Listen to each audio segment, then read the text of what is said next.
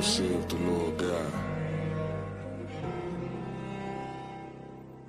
Unto these bones, behold, I will cause breath to enter into you, and ye shall live.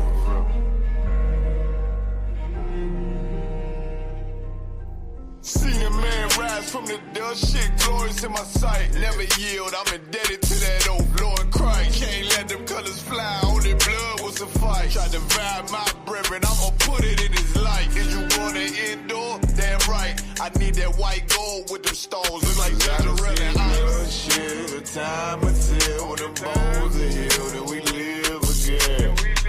This shit right here for the cold-blooded killers and the gangsters vibe. But the hoes love it, break it for a $5 T. Spend a whole 100, no stunting. This is for the niggas that need more money.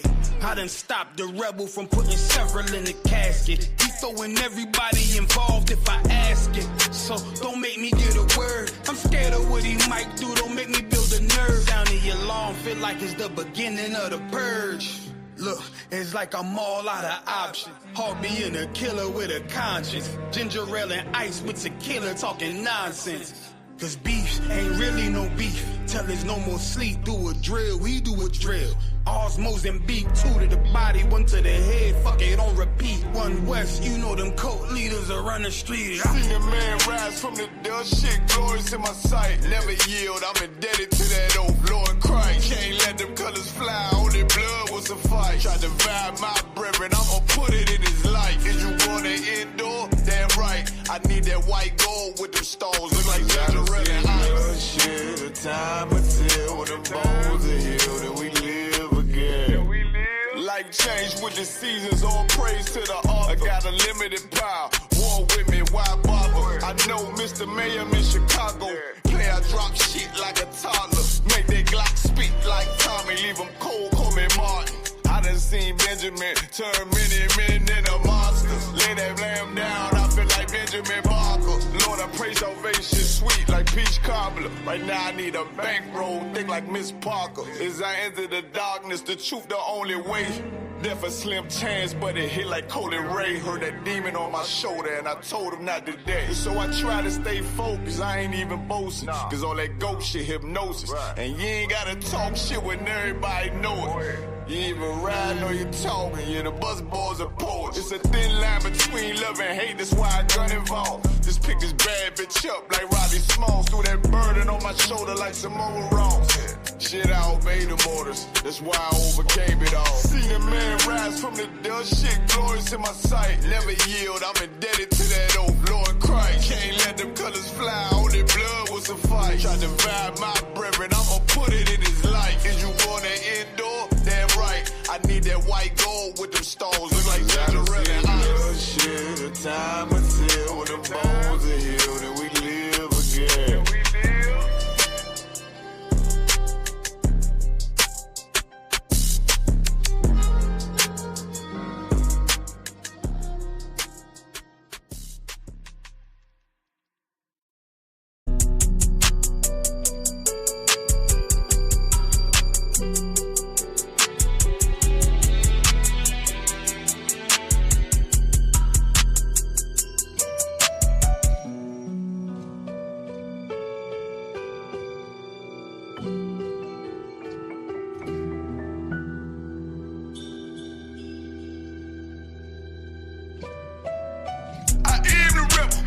I been the rep. Niggas ain't never been on my lip. They must got the wrong impression. All my fears and salute my Lord. Shot took my check. Go through all this just to drop my sword. That shit out the question. Kyle can't call 144. We got the wrong number. Keep talking. I'm deep stroking revenge. She a grown woman. I get 2 Glocks fully loaded, nigga. I call him dumb and dumb. What's wrong with him? He should've known better. He must be on something. Hey, it's Mr. Bring me back that cup. Niggas know they in trouble. Look around, little nigga. You see my brother? We deep as a mom. Red letters got me waiting on the D. Lord, we ain't no priest. I want the world to burn, just like Arthur Flair. I asked my Lord when we get that power. He said time to show. Took that first step like a man. I ain't no child no more. I need that glow. Humble, I don't like the boast. They know it ain't 144. They don't come close. Let's see who wanted the most. I'm from a city where they blitz. They'll rob you quick. Ask a God out DC about that shit. We both came up with trick. I remember when I was lost.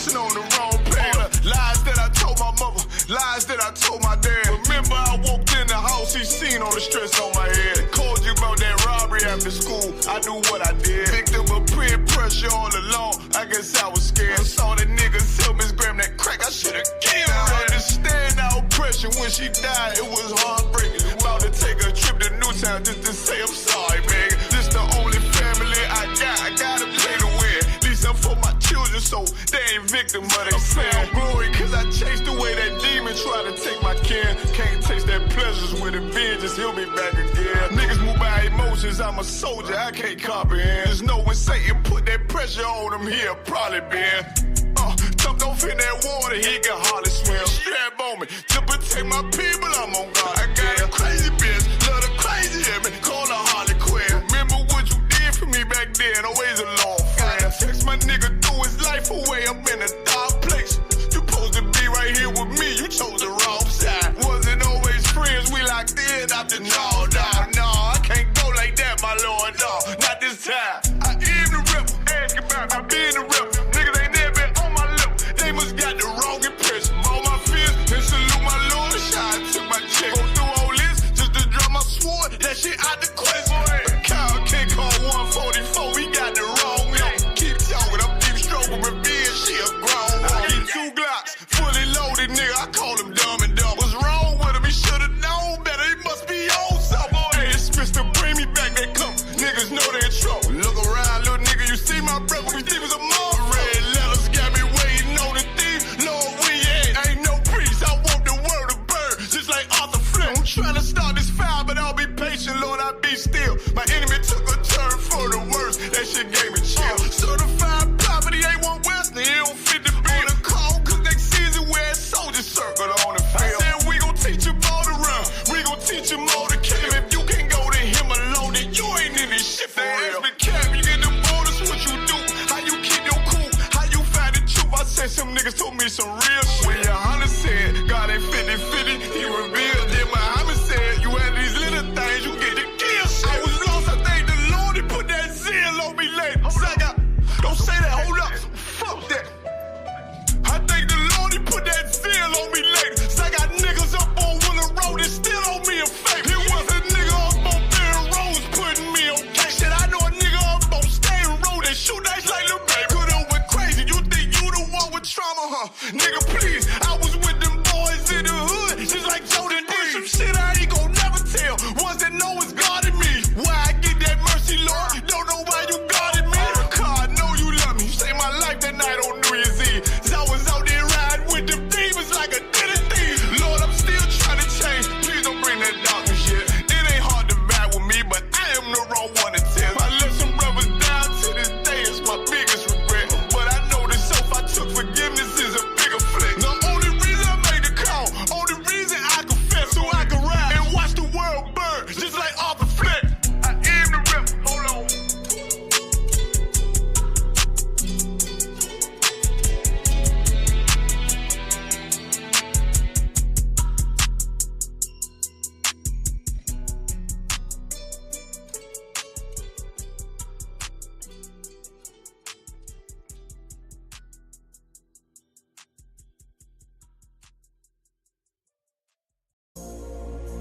You got one with this one, Melody?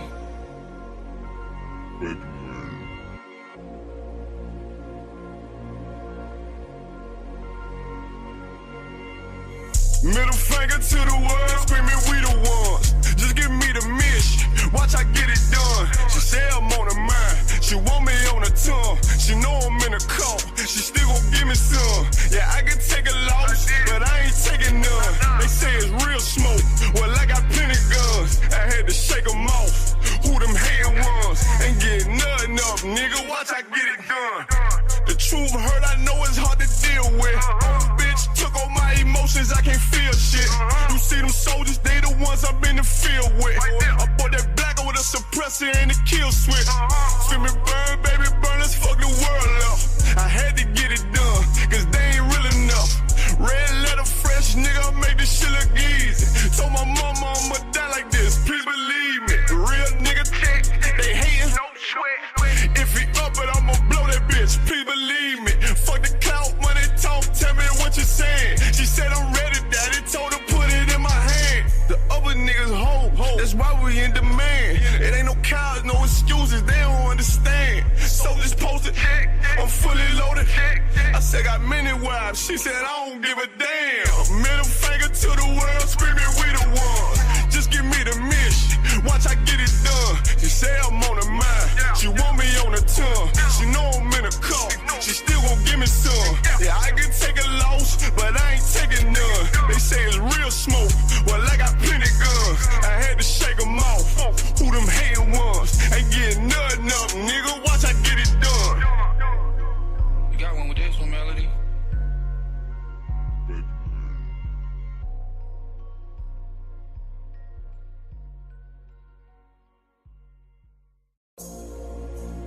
got one with this one, Melody.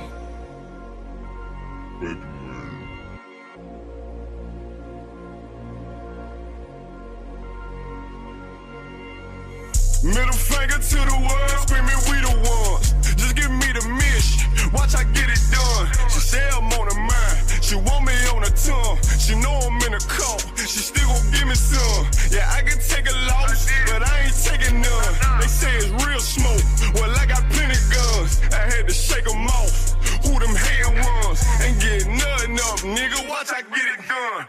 The truth hurt, I know it's hard to deal with. Bitch took all my emotions, I can't feel shit. You see them soldiers, they the ones I've been in the field with. I bought that black with a suppressor and a kill switch. Feel me burn, baby, burn, let's fuck the world up. I had to get it done, cause they ain't real enough.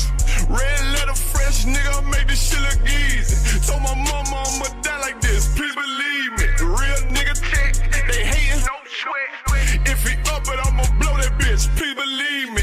Fuck the clout, money talk, tell me what you saying. She said I'm ready, daddy told her put it in my hand. The other niggas hope, that's why we in demand. It ain't no cows, no excuses, they don't understand. Soldiers posted, I'm fully loaded. I said got many wives, she said I don't give a damn. Middle finger to the world, screaming we the ones. Just give me the mission, watch I get it done. She say I'm on her mind, she want me on her tongue. She know I'm in a call, she still gon' give me some. Yeah, I can take a loss, but I ain't taking none. They say it's real smoke, well I got plenty guns. I had to shake them off, who them hating ones. Ain't getting nothing up, nigga, watch I get it done. You got one with this one, Melody.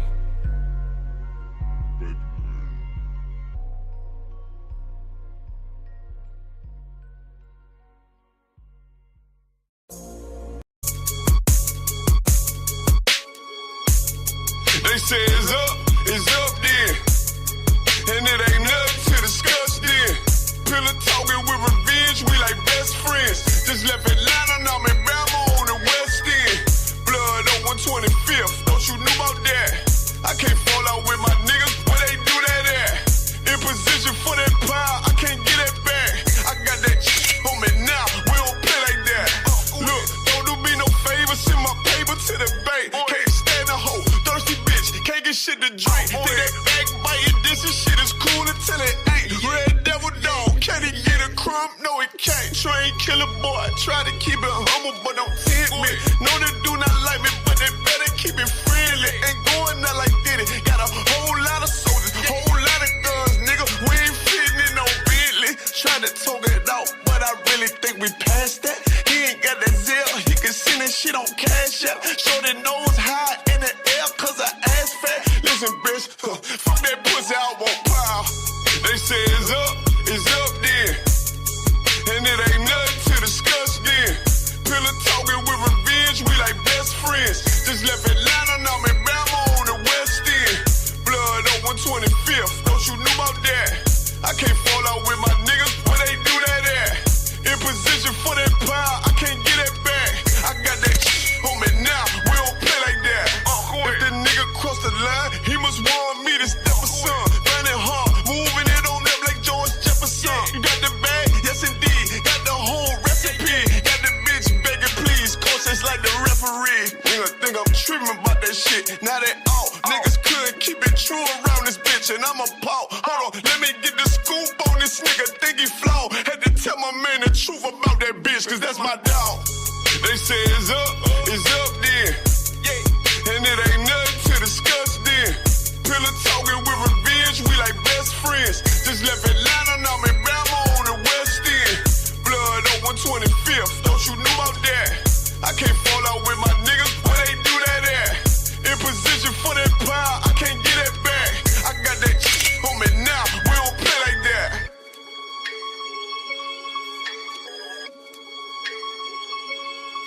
Nigga says up, bitch, say left. I got that on me now, we don't play like that.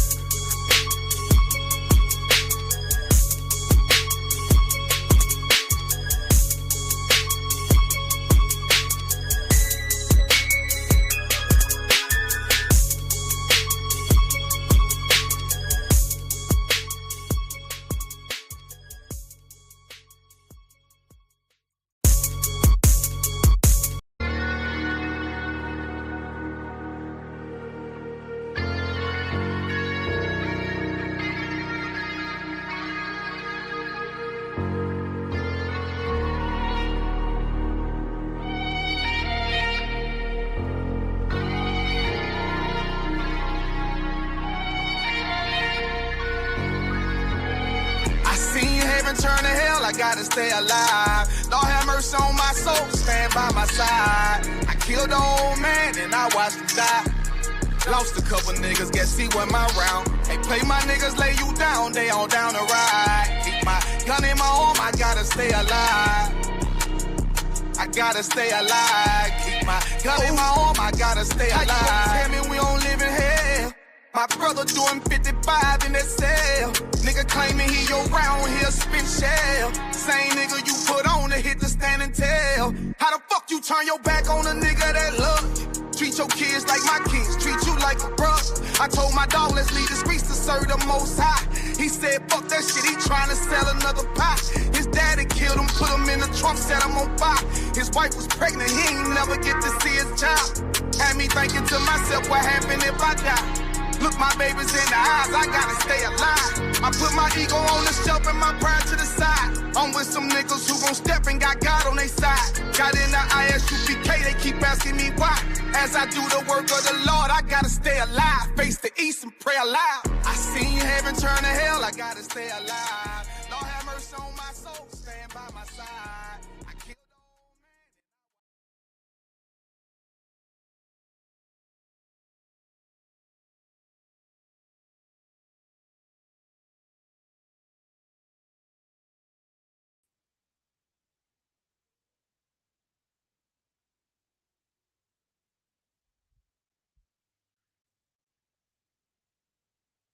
Salakia.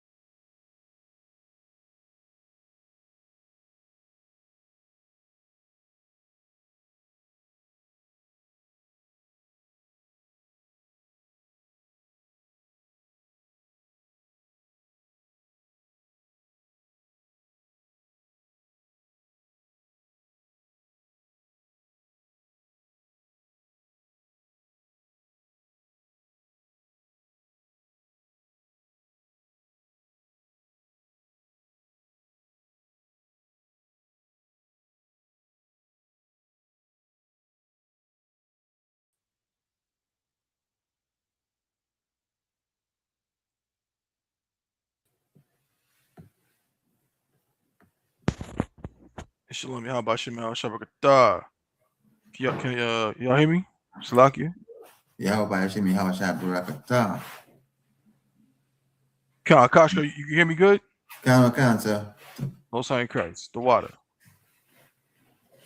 I see. I got you on there in favor. I'm not sure if y'all can hear me at the moment. Salakia. No sweat.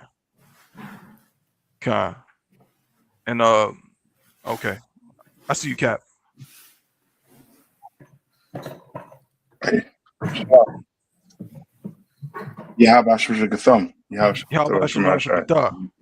y'all doing?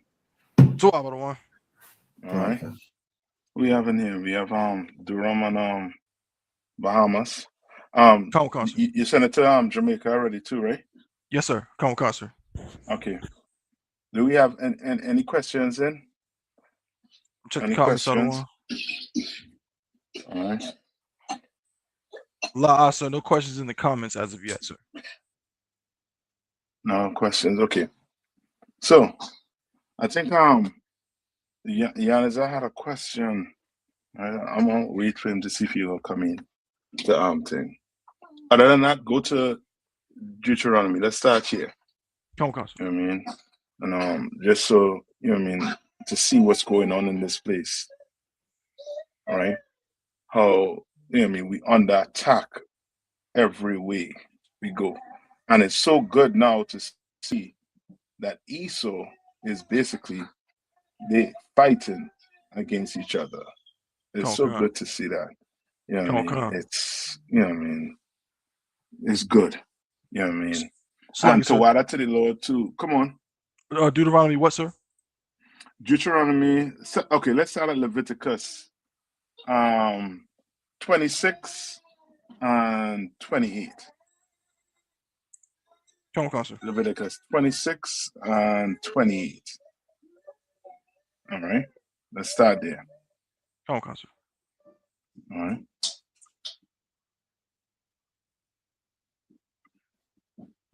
Come on, I got it, sir. Okay, go ahead. Come on. This is the book of Leviticus, chapter 26 and verse 28. Then I will walk contrary unto you also in fury. Right? He will walk what? What does it mean to walk contrary? So contrary is like opposite or against something. Right. So let's read verse 27. Verse 27. And if ye will not for all this hearken unto me, but walk contrary unto me. Verse 28. Then I will walk contrary unto you also. All right, and the Lord is saying he's going to walk contrary unto us. And we've seen that taking place right now. Okay. You understand? Because we walk contrary. Like we think going into the Christian church is walking after the Lord. When it's not. You understand? When it's not. Give me 1 minute, right? Okay. All right, go on. Okay. See, it's going to take this. And I, even I, will chastise you 7 times for your sins. And he will what? Will chastise you 7 times for your sins. He's going to chastise us 7 times. 7 times. What do you mean by 7 times for your sin? What does that mean?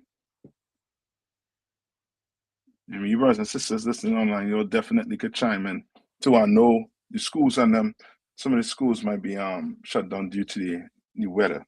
You know what I mean? So for sure you'll chime in on the YouTube. All right. And Tabo, I'm gonna try to get you all in. Yes, sir. Come on.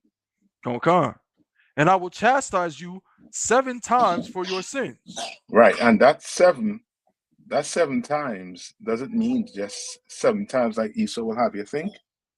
He only going to chastise you 7 times for what you did. You know that, right? No, that's not. It's not. This is not a given number, given value, numerical value, if you want to put it like that. This is metaphorical, meaning he's going to chastise you what? So like it, sir, many times. Come on. How much? Just many times? Yeah. As you said. Because if he ain't chastised you for your sin, guess what you're going to continue doing? So like it, sir. That's what. Come on. You're going to continue sinning. You're going to continue sinning.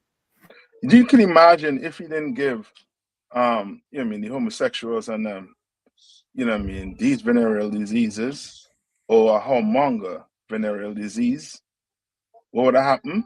Then everybody would have been in the strip club. Right from the class. If you're not going to get what you call it? Chastised, sir. Chastised. You understand, for being a whoremonger. If you're not getting chastised for being a lesbian or a homosexual, then you know what I mean, what you gonna do? And of course, don't forget that smoking weed. Yes, sir. If you're not gonna get chastised for smoking weed, guess what? We all be high right now. You understand? But we know there's a repercussion You understand? For smoking weed. We know the Lord is going to chastise us for smoking weed. You understand? No. All right, read on. Verse 29. And ye shall eat the flesh of your sons, and the flesh of your daughters shall ye eat. Now, what happened?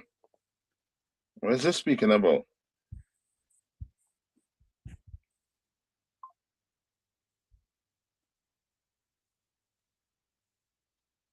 What is this speaking about here? Did this happen to us?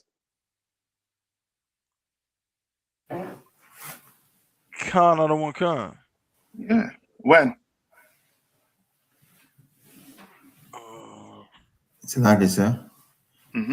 Yeah, I remember reading about a siege they had where they were sieging and it happened to us. Yes, that's when Christ was trying to tell us when the abomination of desolation what? Stand. You understand? Right? Good. Top one. Yes, sir. Take it back over for me, right? Come, sir. I give me a few and I'll come back in. Come, sir. All right. So take it over. Come, sir. All right. Come, most in Christ. All right, Salakia. Let me jump back. Akashkar, Babakasha, could you read Babakasha? Come, sir. All right, jump back to verse 27, Babakasha. This is the book of Leviticus, chapter 26 and verse 27. And if you will not for all this hearken unto me, but walk contrary unto me, then I will walk contrary unto you also in fury. God, I just wanted to stop right there real quick because Cap brought that out. It's a heavy point being made here. The first thing to understand is that the Most High said that if we were to not hearken unto him and we walk contrary unto him, you understand? And so, but that means what? When we look at these things, because oftentimes our people ask these questions about God, about our condition and so on, you know, and instead of, you know, reflecting and asking ourselves, well, what have we done? We just put it and say, well, God doesn't love us, God doesn't care about us. But the reality is that we walk contrary to the Most High first, before he ever chose to be contrary to us.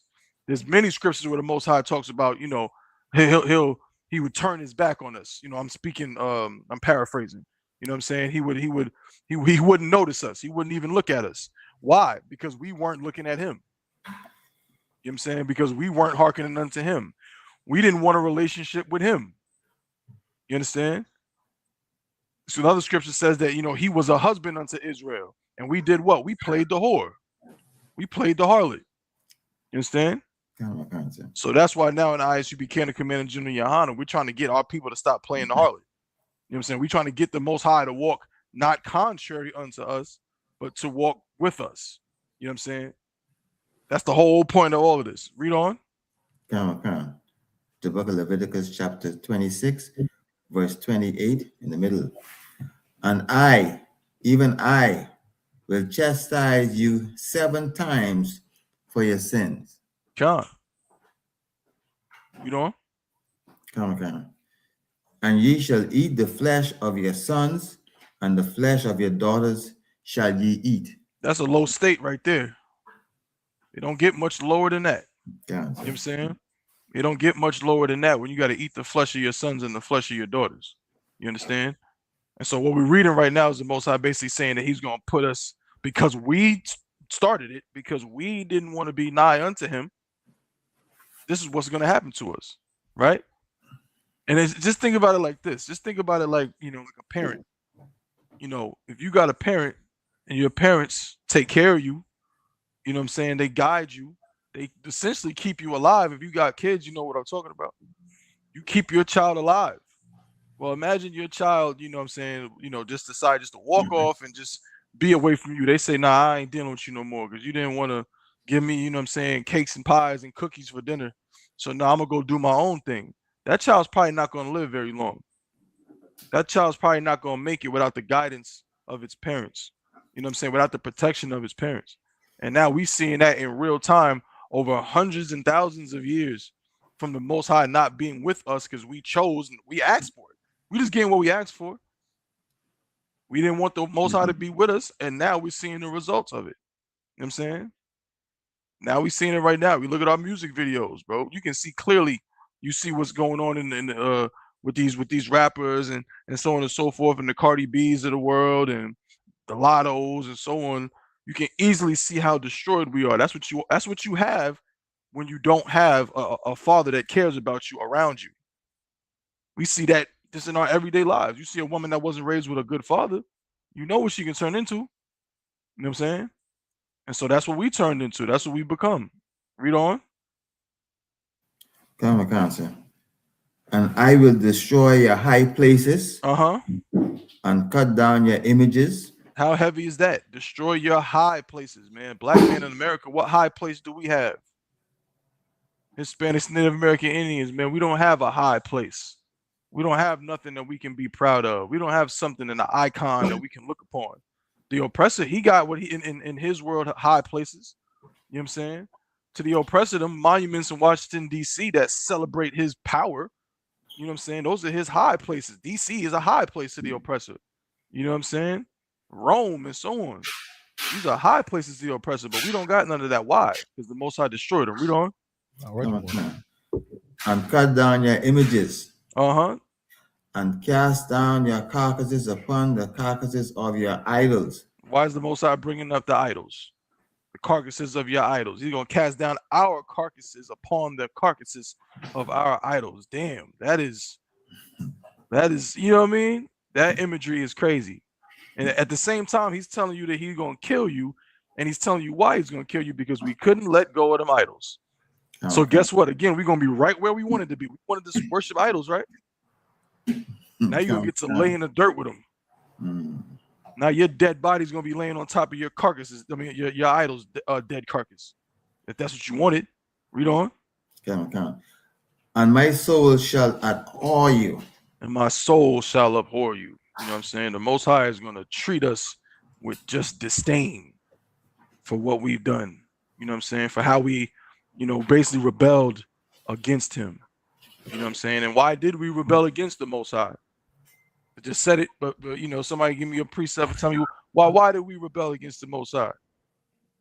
Why did we walk contrary unto him? Somebody give me an example of walking contrary unto the Most High. Like if I may. Please. It's breaking the commandments.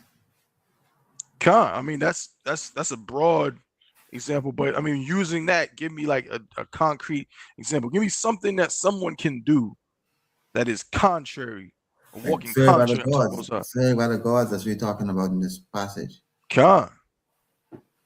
Serving other gods. You know what I'm saying? Salakia. I don't know, is Officer Zion there? Somebody wanted to take over, Salakia? Just asking. Is Officer Zion in Fayetteville? Do you want the class, sir? You good, brother? Khan, so let's just make sure. Salakia. Khan. What were you saying, Akash? I'm going to cut you off, Salakia. Listen.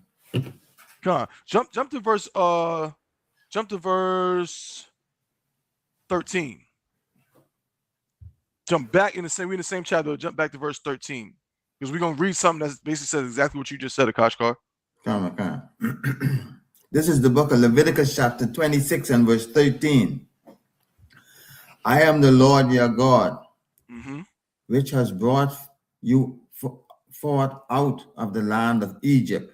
Right. So we know very clearly who he's talking to. Right. He brought us out of Egypt. Go ahead. The Israelites. Read. That ye should not be their bondsmen, and I have broken the bonds of your yoke and made you go upright. Right, he freed us from bondage. He took us out of the land of bondage, the house of bondage. Read on. But if ye will not hearken unto me, it's a simple deal. I did that for you, but if you will not hearken unto me, go ahead. And will not do all these commandments. That's it. So that's the answer to how you hearken unto the Most High. You hearken unto the Most High by what? By doing all the commandments that he laid forth. We're in the book of Leviticus, right? Leviticus chapter 26. So all these laws, these statutes and commandments that were laid out in the book of Leviticus, he's saying, if you don't want to listen to me, and you don't want to do these commandments I just gave you, read on. Come on. This is the book of Leviticus, chapter 26, and verse 15. And if ye shall despise my statutes. Oh man, shall despise his statutes? Go ahead. Or if your soul abhor my judgments. Ooh, wait a minute. See, that's heavy, right? So there's all three right there: statutes, commandments, and judgments, right? And he said, if you shall despise my statutes, or if your soul abhor my judgments, right? Go ahead. So that ye will not do all my commandments. But that ye break my covenant. But that who breaks the covenant? But that ye break my covenant. So who's at fault? That's us. We're at fault. Come on, sir. We broke it. That was the agreement. That was the contract. And there's a stipulation in the contract that says, do this, keep this law, keep this law. If you do not keep these laws, this contract is voided. That's how it was written. In a sense, of course, it wasn't literally written like that, but that's the point. And so we broke the covenant because we didn't want to keep the commandments. We wanted to be like heathens. Cap brought it out in class. I believe it was last week.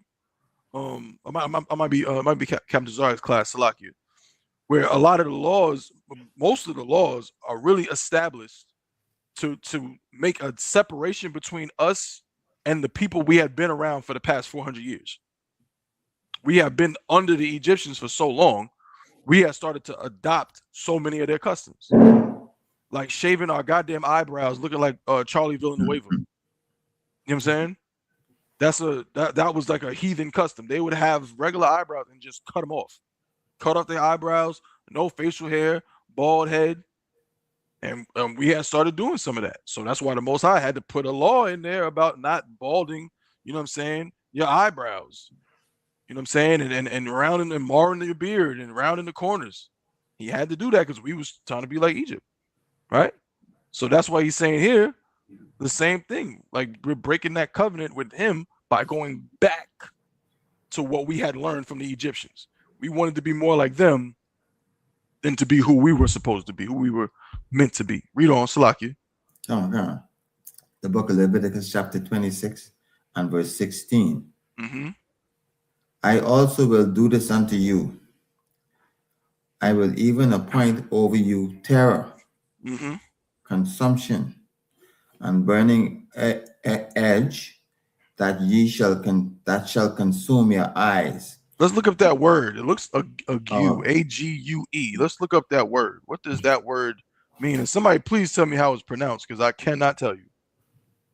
And the burning, it looks like ague, something like that. Let's see if we can find out exactly how to pronounce it and what the meaning is. Salakia.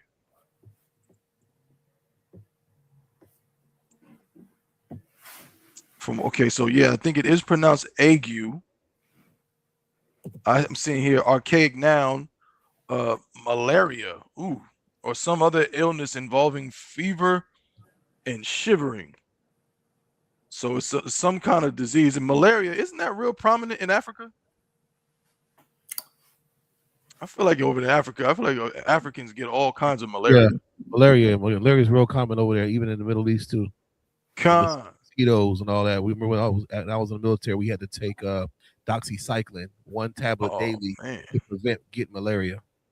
Damn, they got it that bad. You got to take you said you got to take a tablet every single day. Yeah, you got to take a tablet like every day. I didn't take it every day. I took it like every 2-3 days. I went crazy, but God. You got to take it every day because we caught malaria. You got written up. So yeah, malaria was a real big deal. God, good night. Well, now that it's all making sense. I see why we was in that Middle East. You know what I'm saying? We was Hamites. Egyptians is a bunch of Hamites. You know, so I don't know what y'all think about Egyptians. But Egyptians was filthy Hamites. All right, like I know y'all watch the movies and the Prince of Egypt, and all of that stuff and 10 Commandments. You know what I'm saying? Just think of the spirit of Hamites as they are. They are nasty. They eat. They got flies crawling on their eyeballs and they don't even know it. Every time I watch one of them videos of them, it makes my skin crawl. Little 3-year-old, you know what I'm saying? Like a whole fly just crawl right on his open eyeball, and he don't even flinch. You know what I'm saying? So these people are related. The Egyptians are related to that. All right. So it doesn't surprise me that the Most High is saying, "I'm gonna give you some of that malaria." You know what I'm saying? If you want to be cool with the Egyptians, you want to be down with them. All right, let me give you something that they got. You know what I mean? Read on. Come on. Book of Leviticus, chapter 26 and verse 16 in the middle. And the burning ague that shall consume the eyes and cause sorrow of heart, and ye shall sow your seed in vain, for your enemies shall eat it. What does it mean to sow your seed in vain?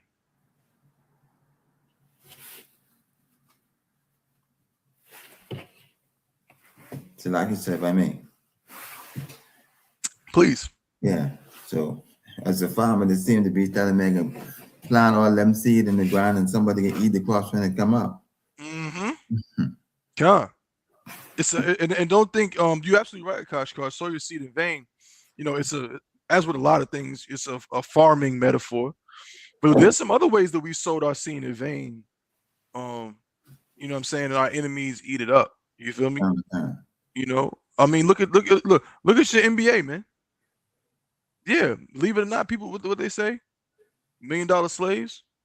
Yeah, they making millions of dollars, but some fat oppressor that couldn't dribble a basketball if his life depended on it, that could barely run the half up the court without having a stroke.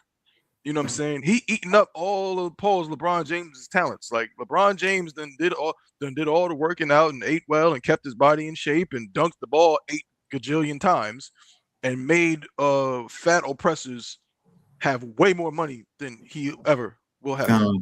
Count, sir. You know what I'm saying? And he's one brother who happened to be, you know, utilized and given tons of money and billions of dollars because of their talent and so on, like the Michael Jordans and so on of the world. But think about all them other brothers. The NBA is filled with brothers, filled with them for many, many years.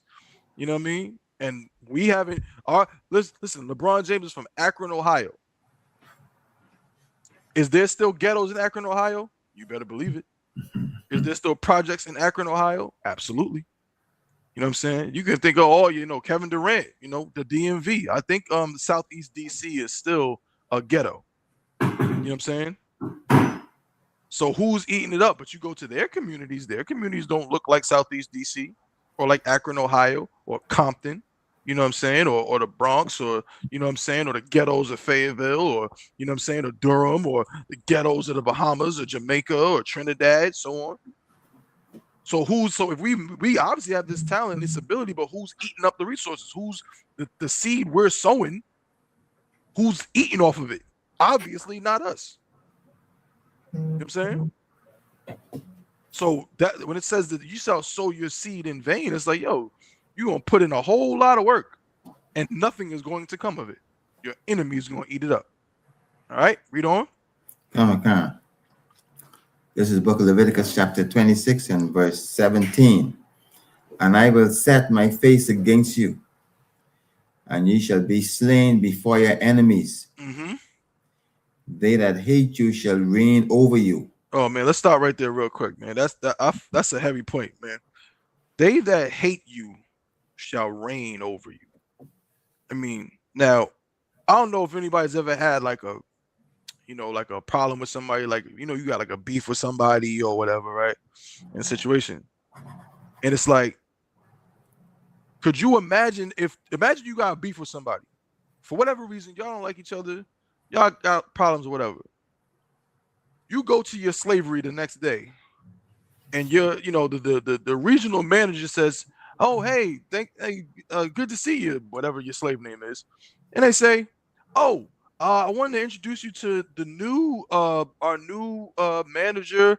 We just hired. We really have, great aspirations for this guy. I think he's really going to get us on the right track. So this person is about to be your new boss. And this is the person that you got beef with. It's the person that can't stand you. It's the one person, or if there was anyone on earth you just would not want to be in charge of you, it's that person. Well, guess what? The Most High said, I'm going to find the person that hates you the most, and I'm going to make them in charge of you. I'm going to make them reign over you.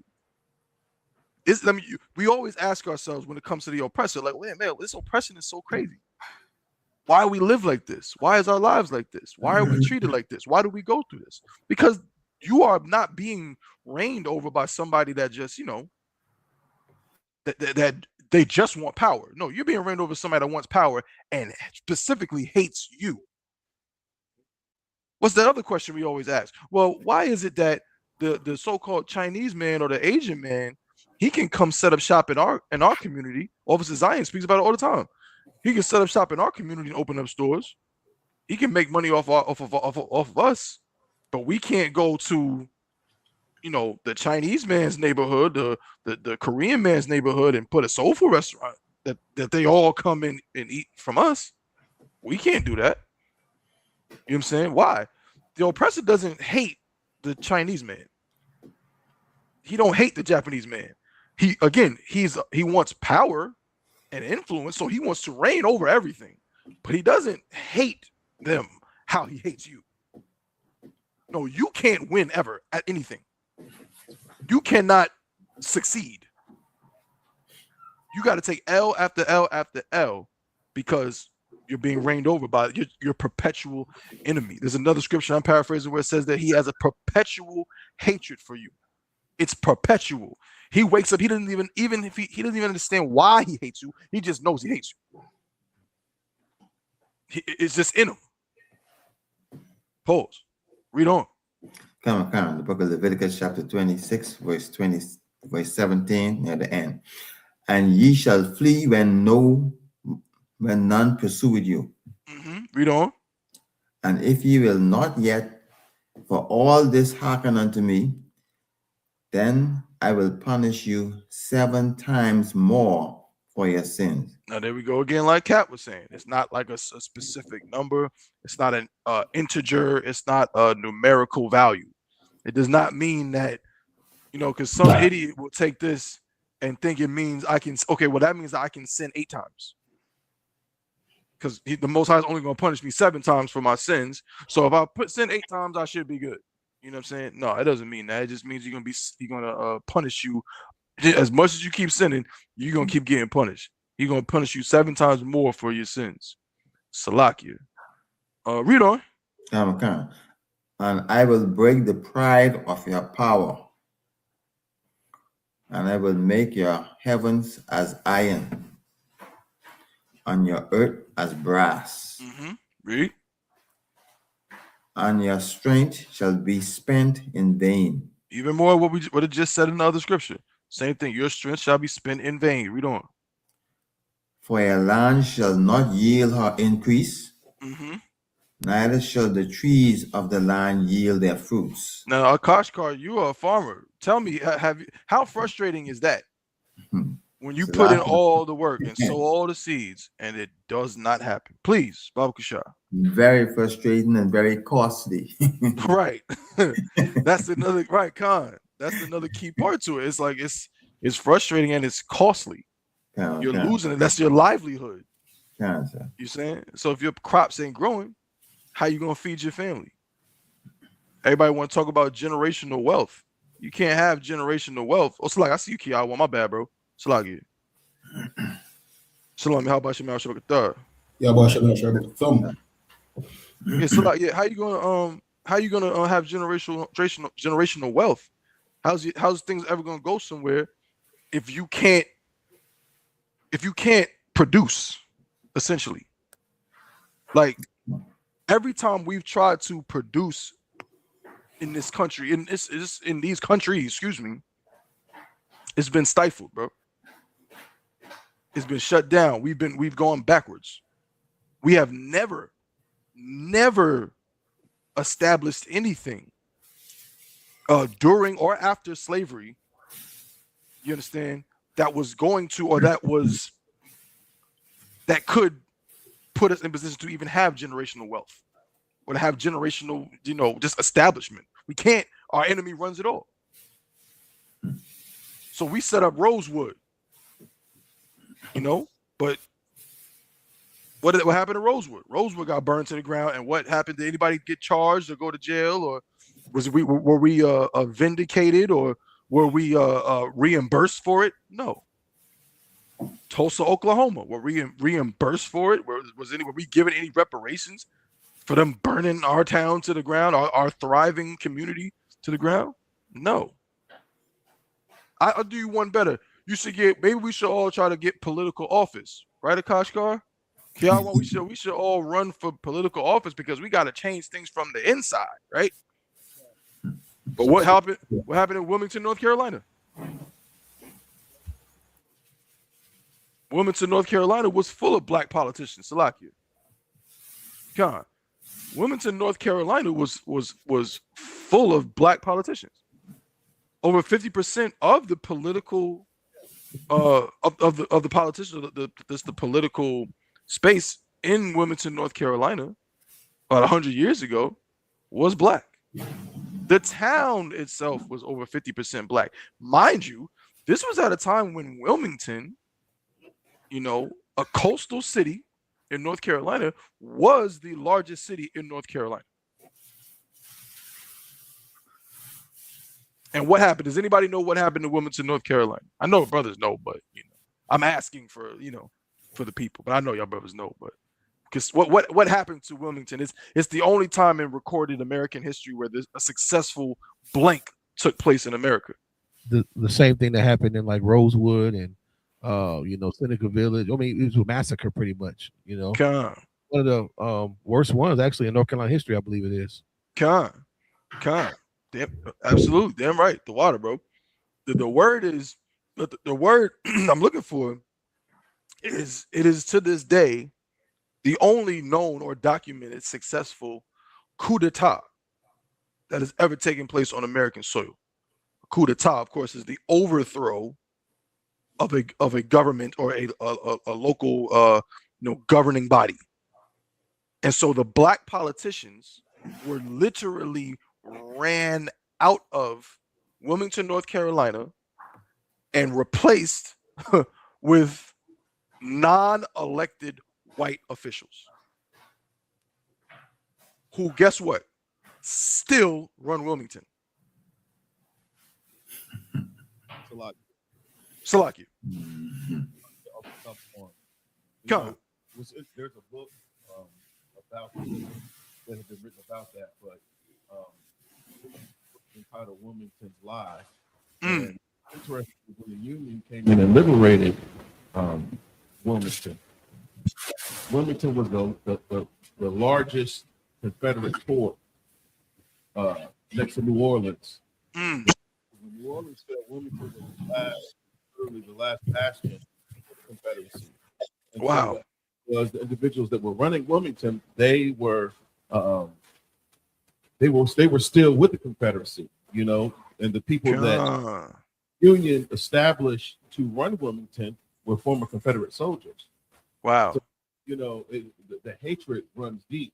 The social climate there, nothing ever changed. When we came off of Stagville, when we came off of right. Patients, we went into these communities and the people hated us. They still looked less than. They still looked at us as subpar and subhuman. And so that's just, you go to your slavery every day knowing that, you're working for a Klansman. Right. That was what was so interesting about Wilmington. Right. We got liberated by devils and put back into our oppressor's hand. Damn right. Damn right. Now that's heavy. That's a heavy point. And again, that's what we're reading about. It's like it seems so obvious, what I'm saying, Bunker, y'all, but like it's not obvious that to our people, obvious. It's obvious to us in the I.S.U.P.K. You know what I'm saying? The men above us that laid the foundation for the truth and commanded YAHANNA in continuing this truth, open our eyes to the reality that, you are living under the authority of a man who hates you. Period. So yeah, like nothing is going to work. Like it sounds so so I guess what's the word? Saying pessimistic, but no, it's reality. And if I can say this real quick too before we read on, Buck, y'all, that's heavy because it's like that's how so many of these politicians are able to play on the minds of black people.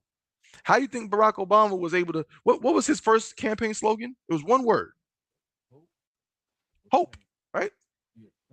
Why do black people always gotta hope? We always gotta there always gotta be something on the other side that we gotta wish and pray and hope for. But the oppressor, what was Donald Trump's slogan? Make America great again. He wasn't hoping, praying, wishing. I mean, this supposed to be a Christian nation. Why wasn't his slogan "Pray that America is great again"?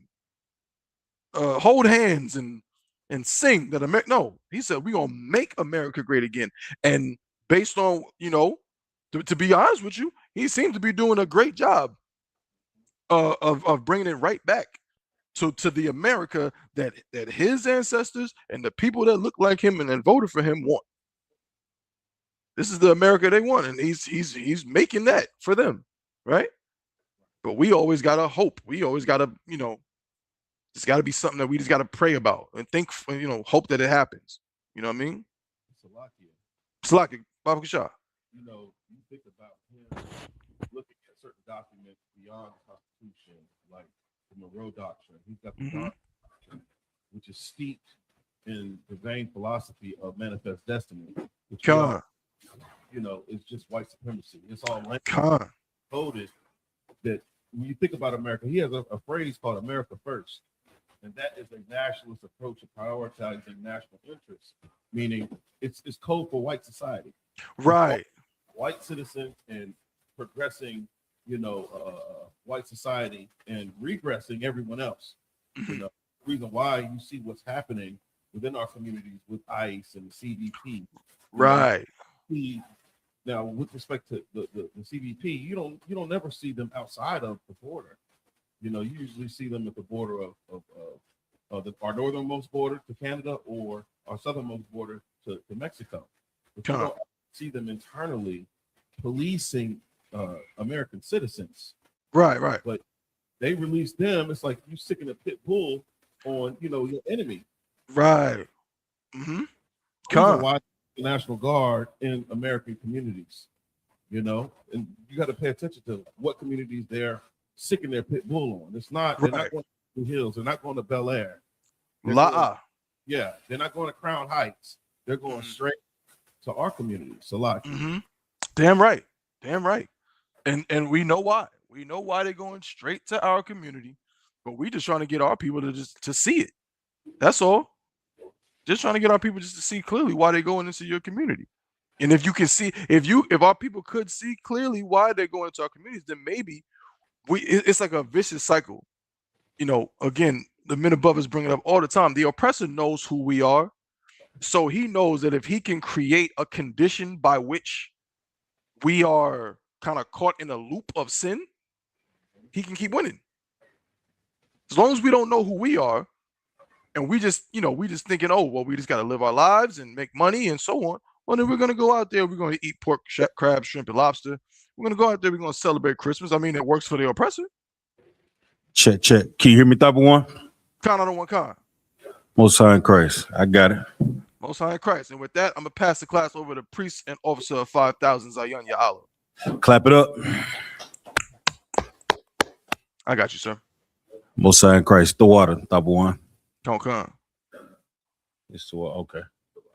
Hey, Shalom, Yahweh, Shema, Shabbat, to the Akim, the brothers. Shalom, Yahweh, Shema, Alatham, Bahashim, Al-Shai, to the sisters. I'm priest and officer of 5,000, Zion Ya'ala, coming to you out of Fayetteville, North Carolina. Man, I want to be holding down the class until Captain of 13,000, Captain Nayathaq comes in. Brothers, you was speaking on something that was real heavy, Thaba One. Y'all was talking about a coup that took place on American soil, right? Con.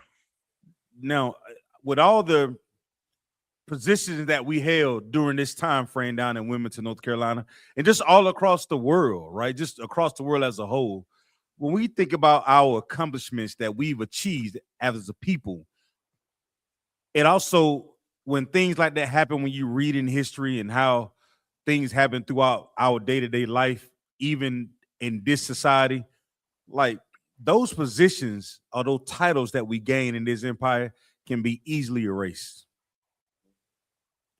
Like we do the educational gain, we do the monetary funds and building what is all type of wealth. We put a lot into the resources of this empire. But when we talk about building ourselves up as Black, Hispanic, Native Indians in this empire, our people are completely lost. Come. Like we're completely flabbergasted about it. No, whether you're down in Jamaica, Trinidad, England, Europe, Canada, South America, North America, you know what I'm saying? Central America. The struggle for God's chosen people is still the same.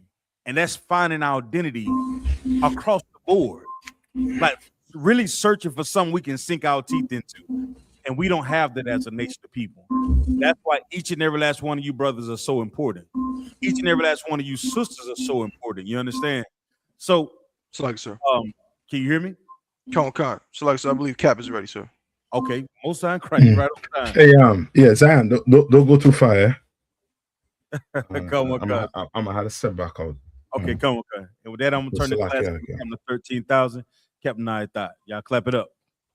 All right. Any questions since someone told you you're good to go? All right. If not, let's jump. Go ahead. So like you want to from one of the sisters asked about excuse me, one of the sisters asked about was there any time Yahawashi was unclean? And okay. What we talked about earlier. Okay. All right. Hold on.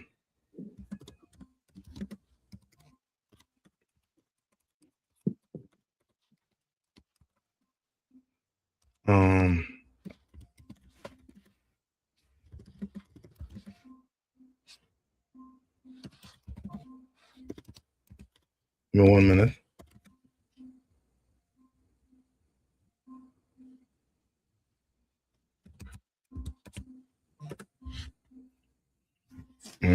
So go to let's see the one with what was his name?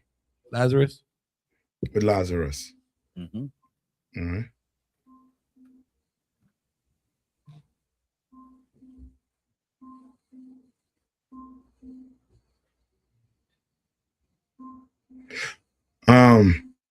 No, go to Matthew 8:3. Let's start there. All right. This is the book of Matthew. All right, chapter 8 and verse 3. And Yahawashi put forth his hand and touched him, saying, I will, be thou clean. And immediately his leprosy was cleansed. Right. So, was Christ unclean?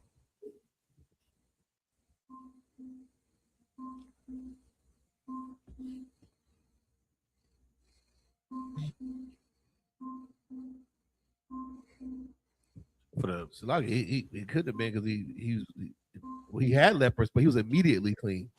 Yes.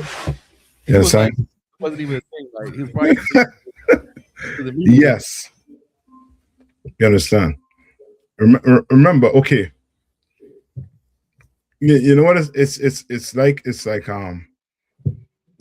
almost like them trying to trip Christ up when it comes to the law on the Sabbath. Remember what they were trying to do with Christ on the Sabbath? What were they trying to do with Christ pertaining to the Sabbath? So like they were trying to accuse him of breaking the Sabbath. Yes. By working, breaking the Sabbath. Yes. But Christ was working, right? All the scriptures you see, right? Especially with what you will see is whatever was unclean, Christ made clean. You understand? So now if he was unclean, that's something cool. I forget to get from General, but I'll find out. So like I was supposed to, that was my fault, Cap. I was supposed to remind you, Slacky. That's my bad. Yeah. But so far, what I'm seeing is everything he touched, right, that was possibly clean, he made clean. I think Slacky Cap too, you mentioned about maybe whoever asks questions like that may not understand the spirit about being unclean, how it's not unlawful. They might think it's unlawful to be unclean. Yes. Right. That too. Right. Remember, being unclean is not a sin. All right. Now, hold on. Now go to this one. Go to Mark 5 and 27 to 29. Right. First, go to Leviticus 25 and 27. I'll just give you an example. The book of Leviticus, chapter 25 and verse 27. Then let him count the years of the sale thereof, and restore the overplus unto the man. Wait, what? Leviticus what? You said 25 and 27? No, Slacky. Leviticus 15 and 25 to 27. Okay, Leviticus 15. 15. Right, Leviticus 15. All right. It's about the issue that comes from a woman, which is her monthly. All right. Come on. This book of Leviticus, chapter 15 and verse 25. And if a woman have an issue of her blood many days out of the time of her separation, or if it run beyond the time of her separation, all the days of the issue of her uncleanness shall be as the days of her separation, she shall be unclean. Right. So this has to do with us sisters on a monthly. All right. And we know she's unclean for what? 7 days. But sometimes that woman might go what? Beyond the 7 days. You understand? All right? And it's telling you what's going to happen if she do go beyond the 7 days. Right? Now, it's not saying that this woman is a sinner because what? She's unclean. It's just telling you about when she is unclean. So this woman knows this whole cleanliness, you're unclean, has to deal with what? The whole unclean and clean has to deal with what? It's like a cat. Come on. Quarantine. Quarantining, and of course coming into the temple, into what we call schools today. You understand? So a woman who is unclean, she can't come to class. Right. You understand? She'll make what? That school unclean. She can't come in that school. You understand? Right? So it's telling you that this woman had to stay away from what? The congregation. You understand? Remember, there's a part in there also too where we had like a city where they will go to. You understand? If this woman was unclean, she goes there. You understand? That don't make her a sinner. You understand? Right? But if she's unclean, she's unclean for this amount of days. And what happened after those days? Cool. Kind of one kind. Verse 26. Every let me see. But if she cleanses the issue, this shall never. I'll just keep reading. Verse 26. Every bed whereon she lieth, and all the days of her issue shall be unto her as the bed of her separation. Right? Unto her separation. That's why today, for a woman unclean, if she don't want the whole bed to be unclean, what can she do?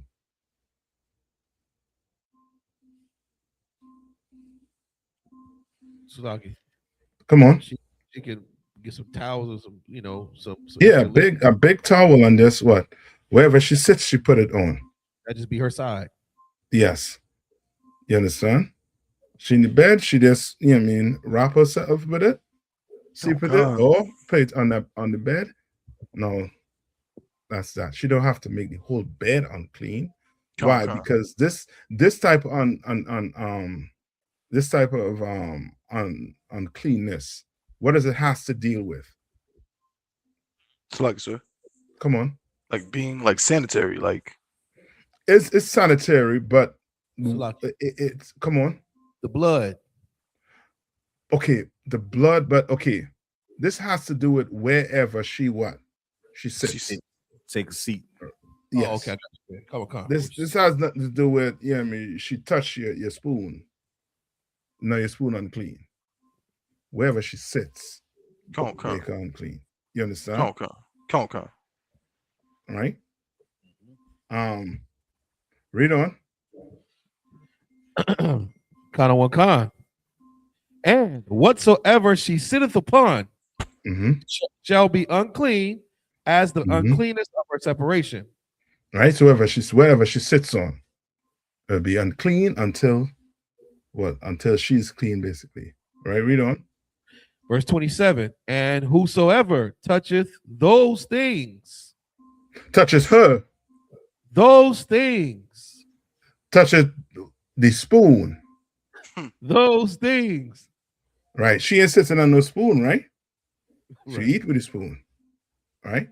But those things is the things that she sits upon. Wherever she sits upon, if you go touch it, then you what? Unclean to the evening. Unclean. Read on. Con. Whosoever touches those things shall be unclean and shall wash his clothes and bathe himself in water and be unclean until the evening. Until the evening. Right? Read on. Con, verse 28. But if she be cleansed of her issue, then she shall number to herself 7 days. Right. And after that, she shall be clean. After that, she shall be what? Clean. Clean. You understand? All right. Now go to Mark 5:27. Right. I remember, right? What was John the Baptist doing with water? It was like, sir, it was symbolic for his washing them, for symbolic for change. It's symbolic to you being what? Cleansed, clean from your sins. It's symbolic. You understand? But because we use water to do what? Clean ourselves. We're not like these heathens are.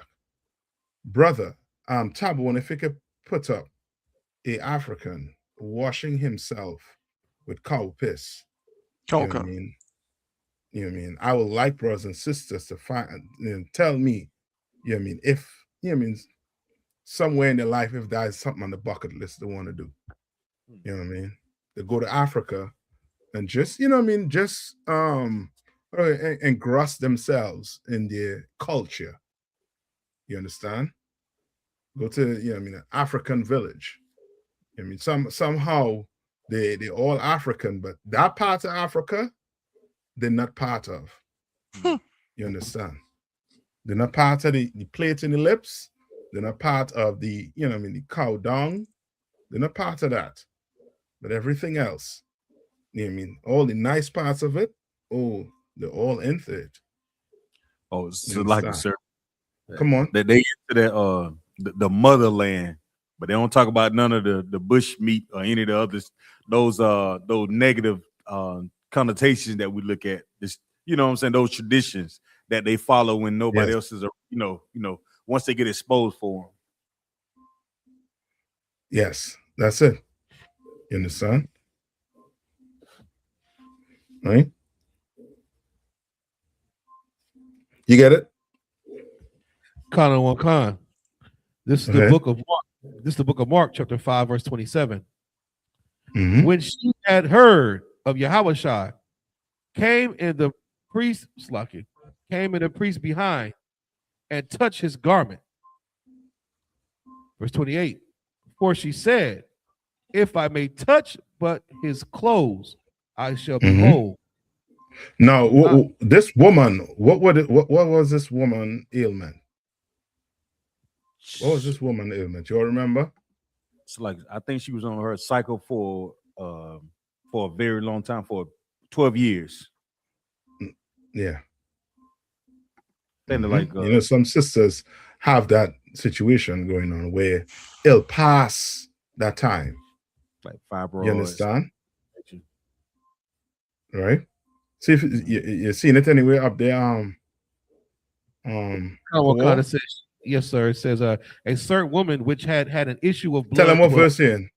This is Mark chapter 5 and verse 25. Go ahead. It said a certain woman which had an issue of blood 12 years and had suffered things of many physicians and had spent all that she had and was nothing better, but rather it grew worse. You understand? This is a woman that was what? She went along the path of what? Getting help and doing everything she could do. She went to the physician. You understand? And the physicians couldn't what? Help her. Couldn't heal her. Couldn't heal her. You understand? From her condition. You understand? She went and tried other things. You understand? Try everything. But it made, you know what I mean, instead of it getting better, it got what? It got worse. Now read on. Khan, verse 27. When she had heard of Yahushua, came in the priest behind and touched his garment. For she said, if I may touch but his clothes, I shall be whole. Right, this woman, what this woman had? She had faith. Yeah, this is faith. You understand? Straight up faith. You understand? She tried everything and she said this, she heard Christ was coming and she's like, this is my last opportunity and I'm going to take it. And she did what? She came up behind him and did what? And just touched his garment. Read. Khan. Verse 29. And straightway the fountain of her blood was dried up. And she felt. Go ahead. And she felt in her body that she was healed of that plague. And she was what? That she felt in her body that she was healed of that plague. And she was healed of that plague. Christ made that woman what? Queen. Yeah. You understand? Christ was a priest, and there's certain things a priest, they tell you what a priest could what? They give you a reason a priest could be unclean for. Remember that? I think that's in Leviticus. What?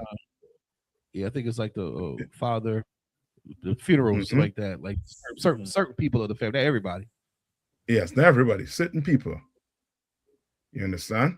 But Christ even had to tell Peter what? Let the dead bury the what? The dead. Because Christ knew what? What Christ knew? His time was short. Time was short. Peter didn't have time to go do that. Christ knew, you know what I mean? You know what I mean? Peter didn't have to, time to go. That's why in here, you come and, you know what I mean? You talk to your camp leader. You put that request in.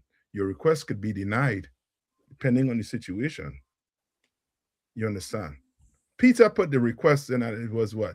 Denied. And he had to go to work. You understand?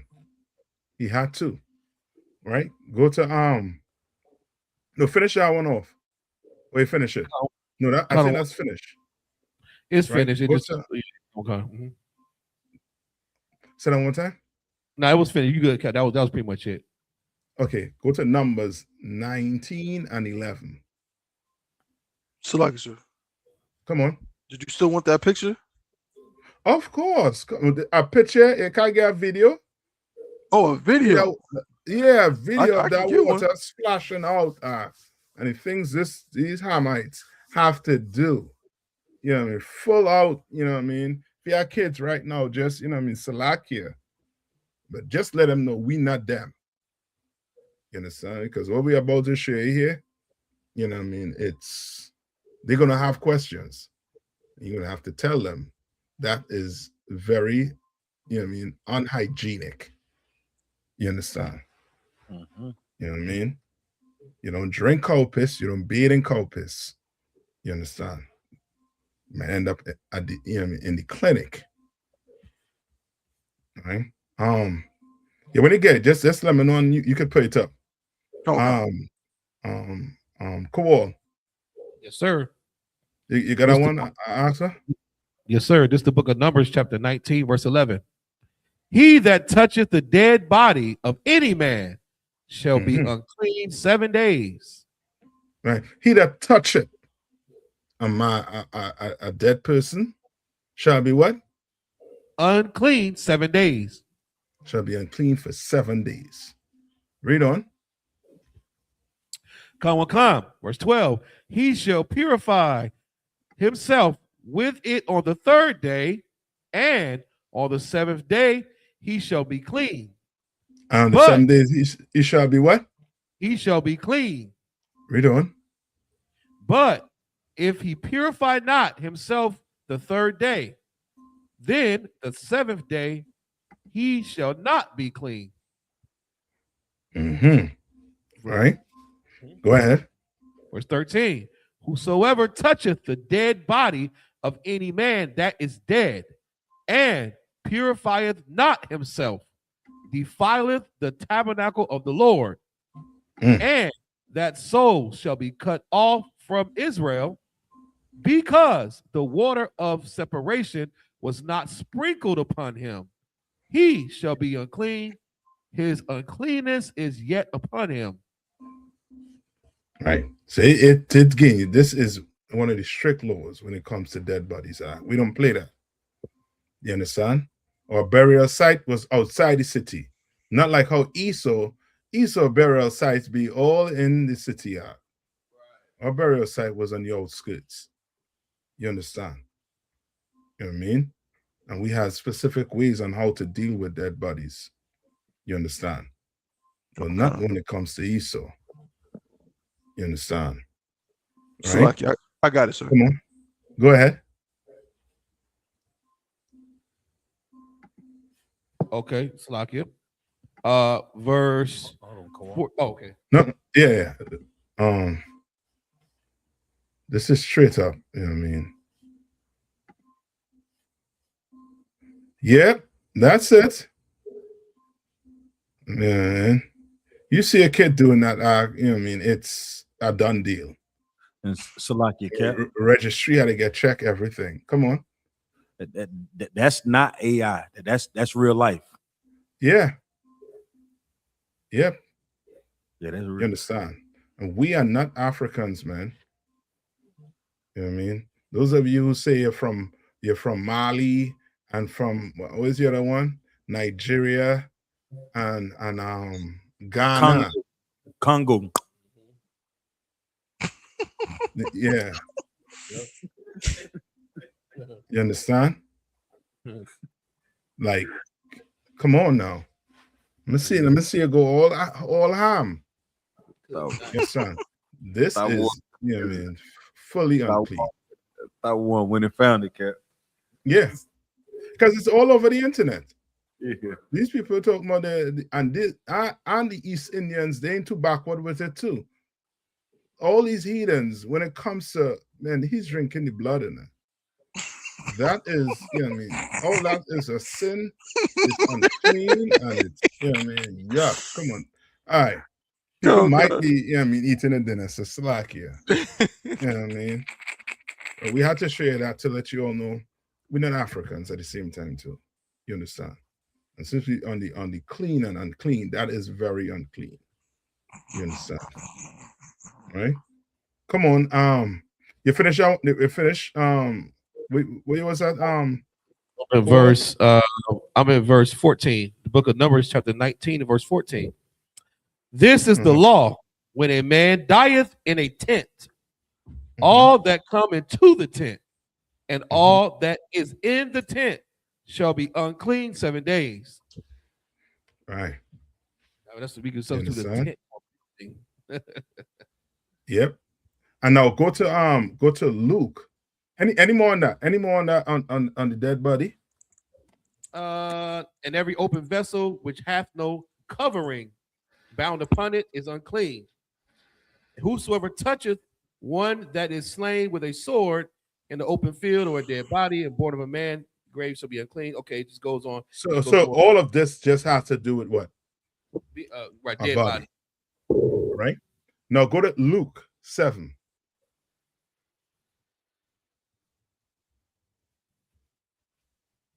All right, 7 and 14. This is the book of Luke, chapter 7 and verse 14. And he came and touched the bier, and they skip up to 13. This is the book of Luke, chapter 7, 12.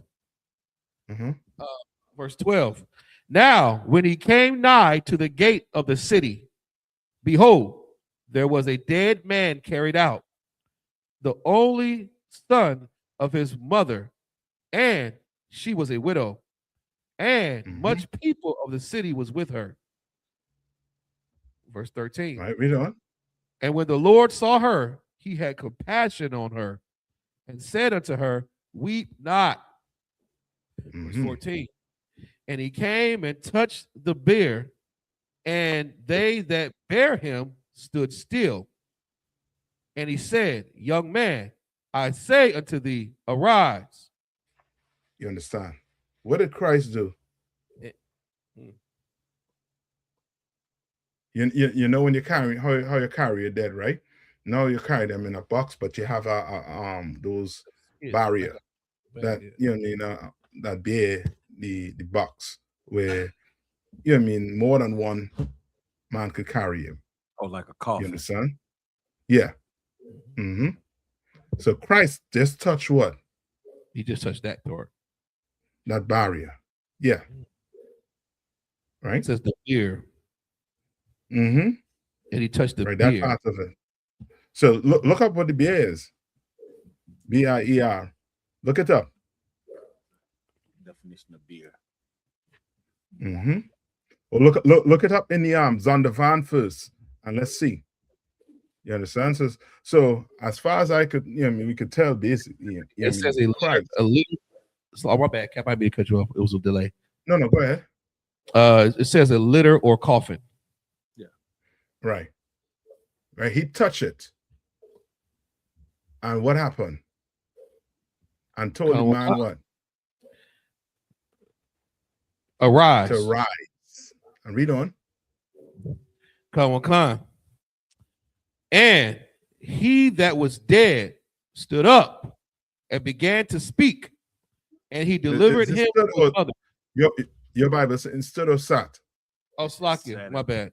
And he that was dead sat up and began to speak, and he delivered him to his mother. You understand? Christ just made what? That brother what? Alive. Yeah. So he was dead, but now he what? Alive. He healed that so man. He's clean. Like. Yeah, well, he ain't dead. Hey, come on.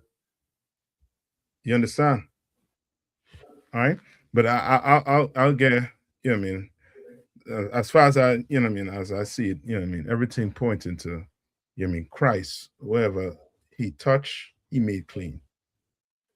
You understand? The only thing is when it comes to the tree, when they say he that hangeth from a tree, he that is hanged is a curse. You understand? So that in Christ went on there and made that what? He did that to do what? To make us what? Clean. Yeah. To give us a clean slate. You understand? So I'ma still ask for it though. But as far as as we've seen, Christ, wherever he touched, whatever he dealt with, he made clean out. You understand? All right. We good with that? Come on. All right. All right. Right. Any more questions? So like, so nothing in the chat, sir.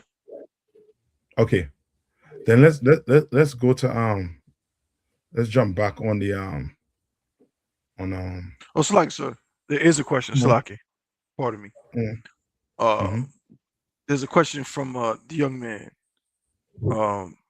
Young man Dezaron said, Salakius, is it our job to bring all of Israel together under one school, or will that happen in a later time?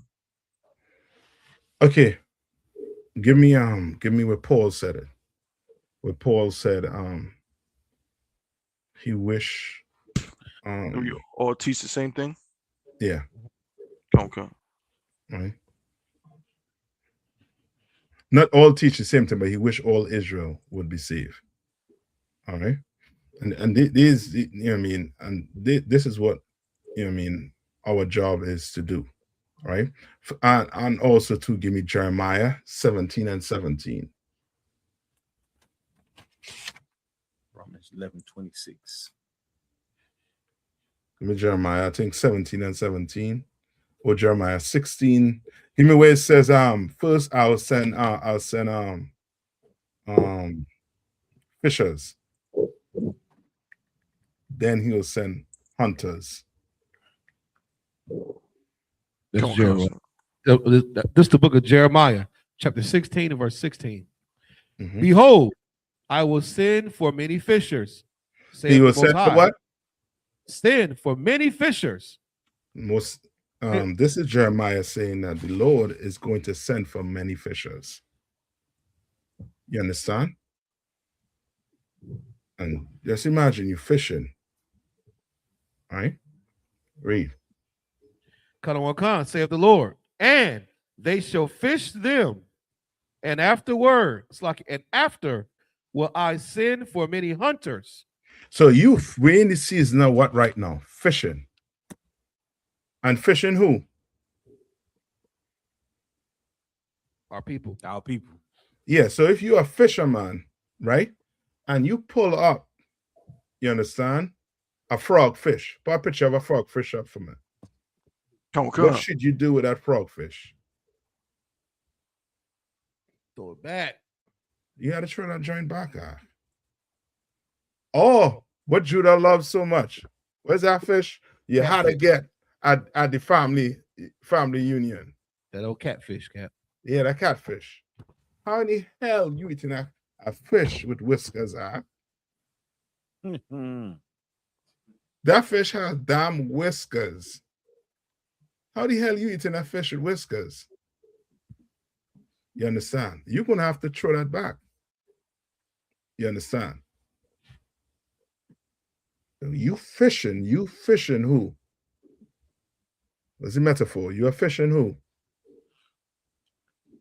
Black, Hispanics, Native Indians? Yeah, Israelites. Khan. That's who you're fishing. It didn't tell you who in the Israelites you're going to fish and who not to fish. You are fishing. So when you go out on the streets and you teach, you're teaching to get what? Brothers and sisters to come into this school under the I.S.U.P.K. You understand? There's only what? How much bodies it have? One body. All right. All right, give me that in the New Testament. Hold on, show me that. Show Israel that fish. Yeah, that frog fish. You gonna put that in your mouth? So, like a Cap, I'm sure this is a delicacy somewhere in Mongolia. Yeah. Or Tibet or something. Not in Israel. You understand? You understand? Good night. You all see something looking more ugly than that catfish. You understand? And Israel will still put that in the mouth. You understand? And Israel, you'll have to understand this too. Remember, to eat that fish, it has to have what? Fins and scales. Fin and scales. Right? Meaning, scale is something that you could do what? Descale. Take off. So meaning you have to be able to what? Clean it. Clean it. Mm-hmm. See it. You understand? You have to be able to see that. Right. Because why? Because some biologists gonna come and tell you what?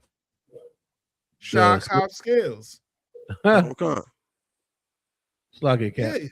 Come on. They use the word microscopic scales. Yes. Yeah, we ain't dealing with no microscope. We're dealing with scale that you can see, and you take a knife and you flake off. You understand? Moses had a microscope with him. No. Sir. These brothers didn't have no microscope where they pull a fish out and then put it under the microscope. Yeah, we're gonna eat this. No. Pull that joint to a half scale. Yeah, that's good. Put that in. Taking that. You understand? Right? Okay. All right, where we at? So, like I said, if I could. Mm-hmm. So, like, just want to, pick up what you're saying. It's heavy. You probably just hurt a lot of feelings and broke a lot of hearts because, you know what I'm saying? That means that tuna fish is a dub. Like, that's out. Yep. You know what I'm saying? That a lot of that mackerel, some of that pollock, some of it, like I'm saying, let's say that all of it's bad. Like a lot of they used to make fish sticks and the fillet of fish at McDonald's. Like you gotta check to be sure that the one they're using has scales. You know what I'm saying? It's yes. Mm-hmm. Can't be putting anything in your mouth. Okay. You understand? Especially when it comes from that ocean. You better check. You understand? You better check. You better ask questions. And if you can't be given a straight answer, then I would suggest not eating it until you do your research. Meaning you bring it to the priest of the Lord and find out. You understand? All right. Where we at right now? I think I said Ephesians 4:4. Yeah, go ahead. This is the book of Ephesians, chapter 4, verse 4. There is one body. There's what? One body. So you Israelites out there, you dummies out there. There's what? One body. You can't tell me you don't have to be in the I.S.U.P.K to be in the truth. That's a cop out. You understand? You sound like a woman. You understand? You know what I mean? Like there's one body. And if you read the Bible and if you understand the spirit of the Bible, the Lord always spoke to what? One person. You understand? Read on. Come. There is one body and one spirit. And what? And one spirit. And one spirit. Even as ye are called in one hope of your calling. All right? One spirit. And that one, what does it mean? One. Why is it saying one? Why is it saying one? It's the same reason it says what? A man and a woman becomes what? One.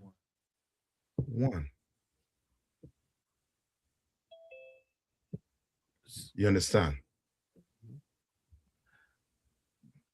It's the same one. Agreement. So whatever Commander Jerry and Hannah say, we just do what? We just repeat. Yeah, agree. You understand? Give me 1 minute. Come.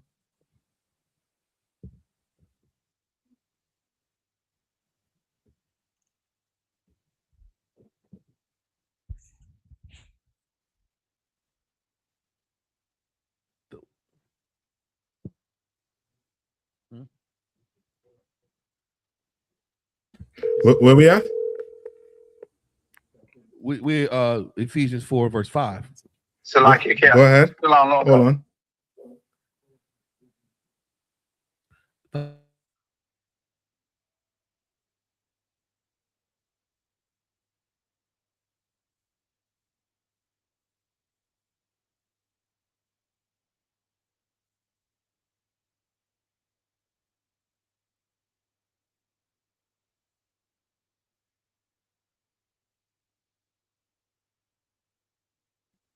Hey, Zion, take it there for a minute, right? Yes, sir. Come. It's so dropping it heavy about the things that are unclean to us, right? And we all know this to be true. And a lot of when we talk about our people, like we don't have the Christian church. There is no dietary law in the Christian church. Top one, you want to move the screen over the water. So when we go into the Christian church, do they talk about any type of law that the Lord has made for us? Is there anything that they say you can't eat in the Christian church? You know, so when we talk about like what the Lord says, we come into this truth with our people. We come in here broken, not really understanding why we have high blood pressure, gout, diabetes, all these ailments that the Lord is plaguing us with because of our disobedience, our lack of understanding, what's in this truth and how we should live. So we come into this school, your very first day in this school. That's why we always start off class with saying what? Anybody know? What do we start off with saying in class when a teacher is sitting in this seat? What do they say? What we always say? Questions. Questions. Because a lot of us go to church for years, following the traditions of men, not really knowing what God asks us to do. You understand? So we talk about those things, we go into it, and we actually break those things down according to what God says. What you was holding, Cor? Salaki. Ephesians 4 and verse 5. One Lord, one faith, and one baptism. Right. So when we talk about coming into the truth, that's why we always say the I.S.U.P.K is the home of the truth. If you go outside of it, you can ask the origin of all those schools outside of the I.S.U.P.K. In some miraculous way, they will always lead back to where? The I.S.U.P.K. And usually, no matter what when they leave a brother leave, you know the one thing I always see, Kowal, that I just find amazing. A brother will leave the school, but he'll take their name with him, Kowal. Yeah, he never get rid of their name. A sister will leave and do whatever, and she still want to be called Shambhababa. You know what I'm saying? I learned that too, that it validates them. Yeah. Even fake Israelites know that, this is the home of the truth. They have that separatist spirit. That's why they keep that name. They say, they always say stuff like, well, I was the old one was. Nigga, if you hate the school, don't even mention that. Yeah. And what it really boils down to, and I think about it, because Commander General YAHANNA drilled this in all our head. When you see those brothers that really, follow their sword to lead a school, man, it always boils back to a lack of brotherhood, a lack of sisterhood. You'll find a brother that really just find an alt with a brother or sister, and that's gonna be the demon that get him out of here. Jim Hyman taught a class last night. He went into how Satan and the angels was fighting over the body of Moses, man, in the spirit of, and like the brotherhood, the spirit of forgiveness is something that not having that will call somebody thinking that they're in this truth and they're not in this truth. They'll say stupid things like, we all fighting for the kingdom. Nigga, are we really? Because what's gonna be your answer to when I say I.S.U.P.K is the home of the truth? And if you're not in I.S.U.P.K, you're not in the truth. What would be your answer? Well, no, it ain't. You want to do your own thing. You are the brother that's going to cause the division amongst us. And just to show it shit stink, Kowal Salakia. When the brother leaves, guess what they really leaving for? To smoke, to get high, or to have sex with some whore. The sister leave the school out. She going after some man. She going after some dream job or some fake girls trip. And she really, show how much she really hates being in this school and being obedient to what the father says. That's what it all boils down to. Read that verse again, Kowal. Kind of one kind. This is the book. Slakia. I think I dropped it. I'll go back. Ephesians. Yeah, 4. Mm-hmm. It's the book of Ephesians, chapter 4, verse 4. There is one body and one spirit. There's what? One body. He said one body.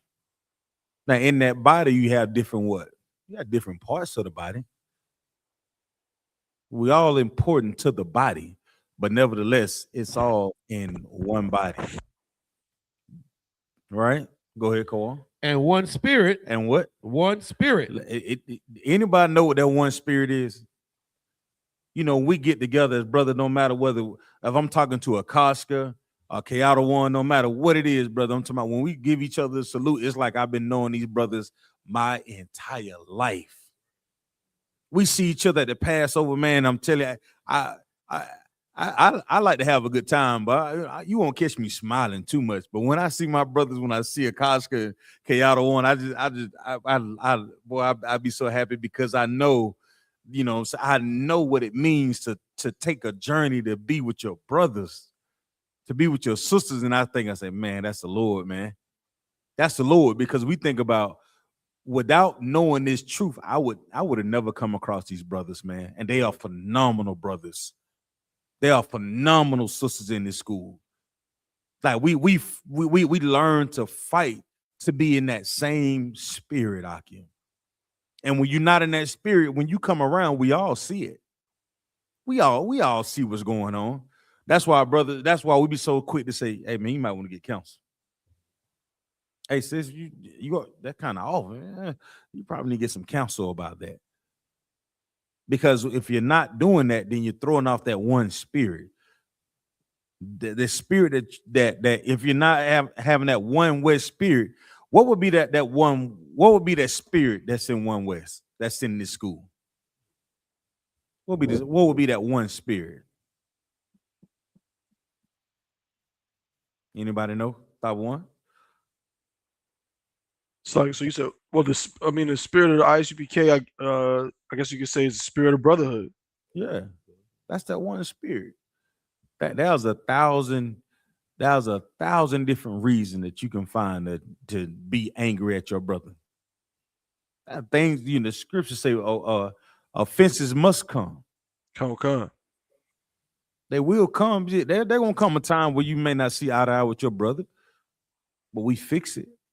You don't hold no grudge, and you don't go out here and start smoking and sinning against the Lord because you and your brother, you know what I'm saying, he may want to go left, he going right. But that's why this school has order. Come. That way we can remain in that same spirit, Akim. The spirit of brotherhood, the spirit of sisterhood. When they come to our cookout, say sitting down with our classes, you see Commander General Hunter, he been rocking with the generals for years. And you see it every time you watch Black Watch. It's no mistake that Commander General Hunter loved those brothers. It's no mistake that Commander General Hunter loves us. You hear it when he talk about you. You hear the concern when we talk about the snowstorms and the thunderstorms and the tornadoes, and we have family members that we say rise again, because we all in the same spirit, man. We all fighting for the same thing, and that's to get out of this hell so we can take this kingdom, man. That's the spirit you have to have, because when we out here on the streets and we teaching as fishermen, how do you think we're going to fish the brothers and sisters to come into this school? You know how many different things that they've been through in life that's just so divided? You ever been into this is the one thing I always admire about the brothers and sisters that's in this school. Whoever that's in authority, whoever the highest ranking is, whatever they say goes. Captain Carr had a song say, no rank meaning no head. Well, no, he said no. What'd he say? What he said, right? That song, what he said, no rank meaning no head. So when you see other so-called, you know, Christian groups out here,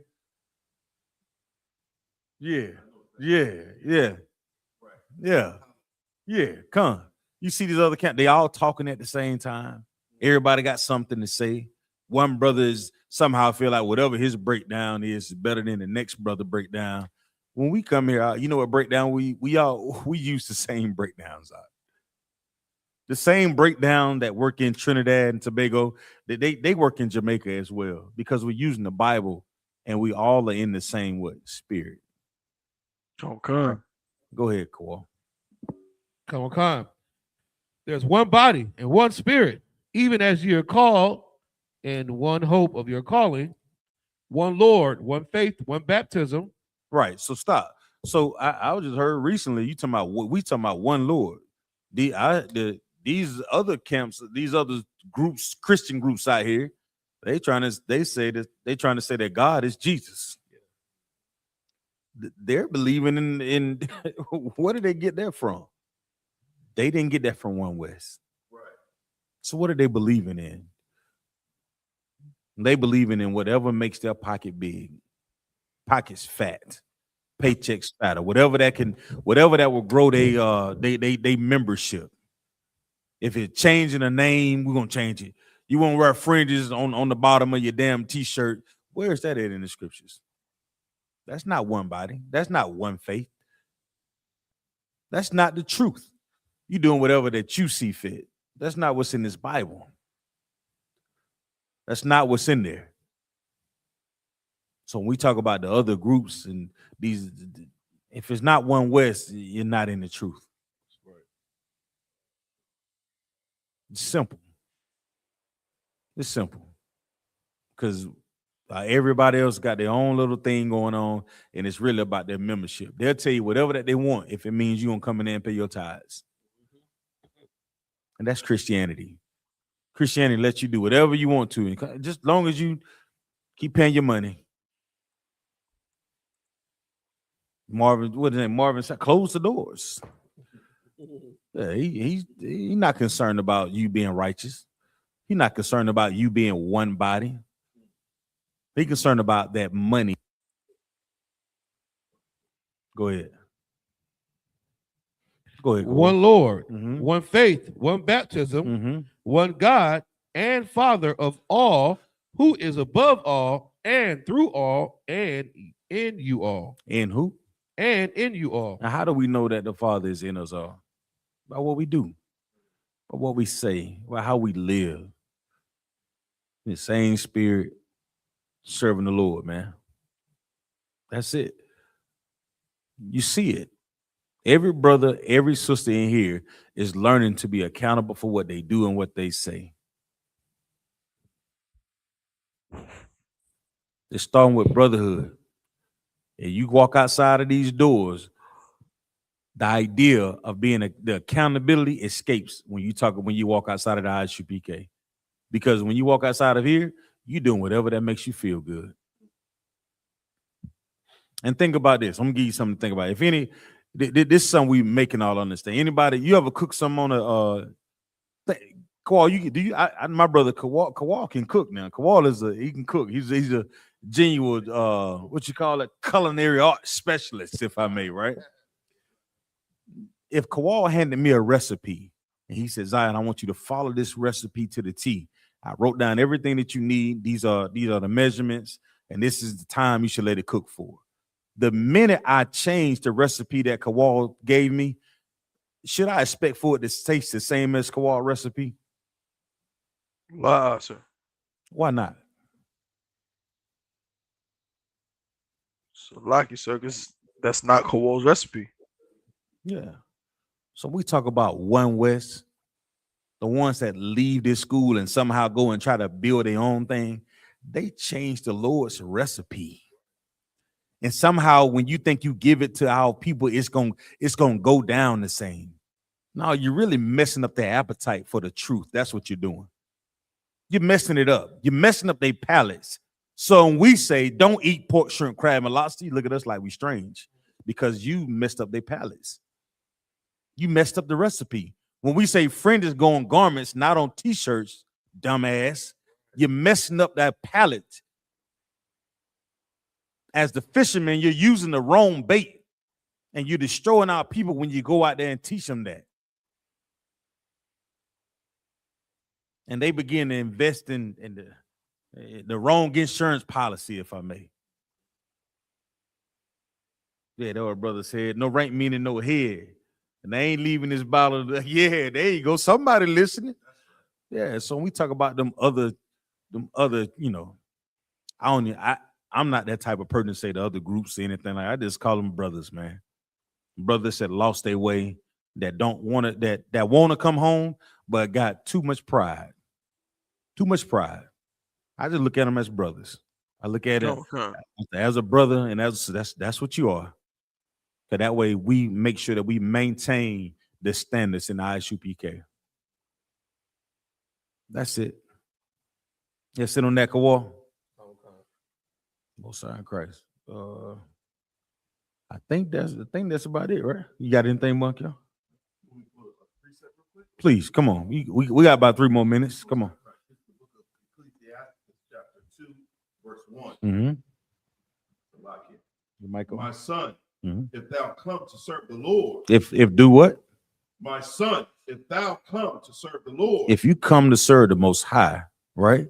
When you come to serve, you come to follow what's been put in place. You don't go to your damn job trying to make demands and changes.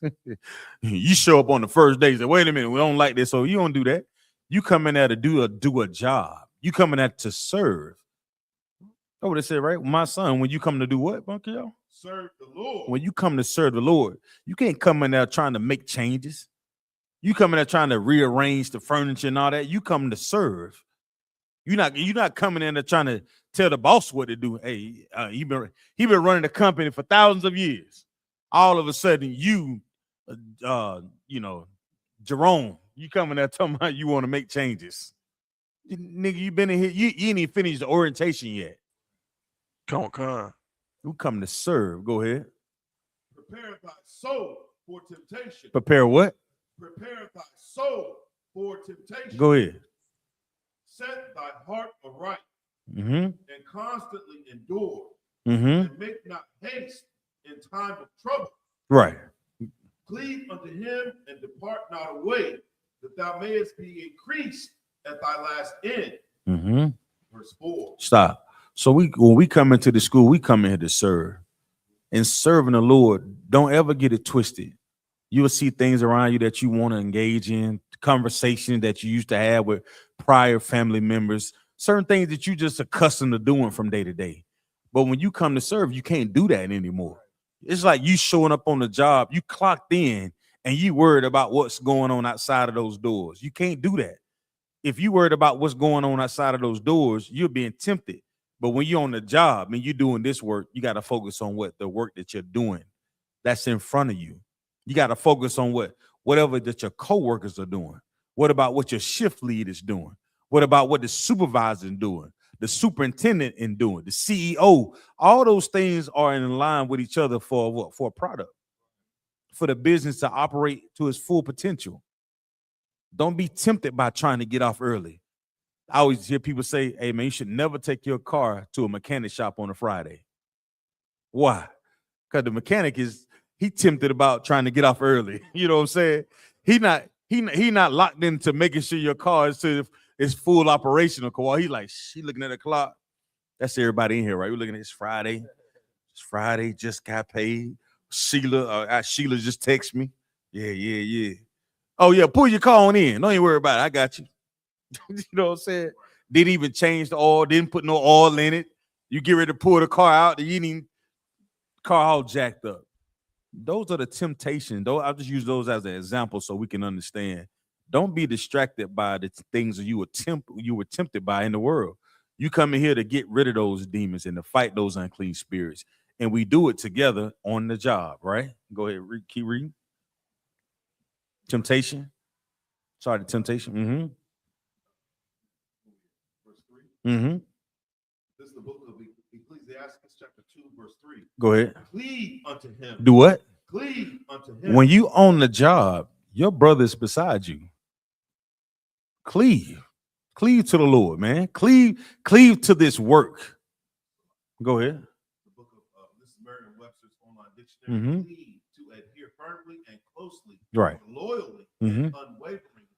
Yeah, and you can only cleave to something if it's what? One body, one faith, one truth. How can you cleave to a whole bunch of things? They over there saying fringes go on your t-shirt. They over there saying the Sabbath day on this day. They saying the Passover on this day. They saying all these things, and it's not in the Bible. You open this book and you see exactly what the Lord says. And when the Lord says this, he gives us, just like I said earlier with Kawal and the recipe, it's perfect. Follow it. There's no need to make any moderations or changes to it. Listen to what thus says the Lord and stick to it. Stick to it. We have to. All right? Cleave to it. I beseech of thee. Salakia. Come on, Bunker. And depart not away, that thou mayest be increased. Be what? Be what? That thou mayest be increased. Go ahead. At thy last end.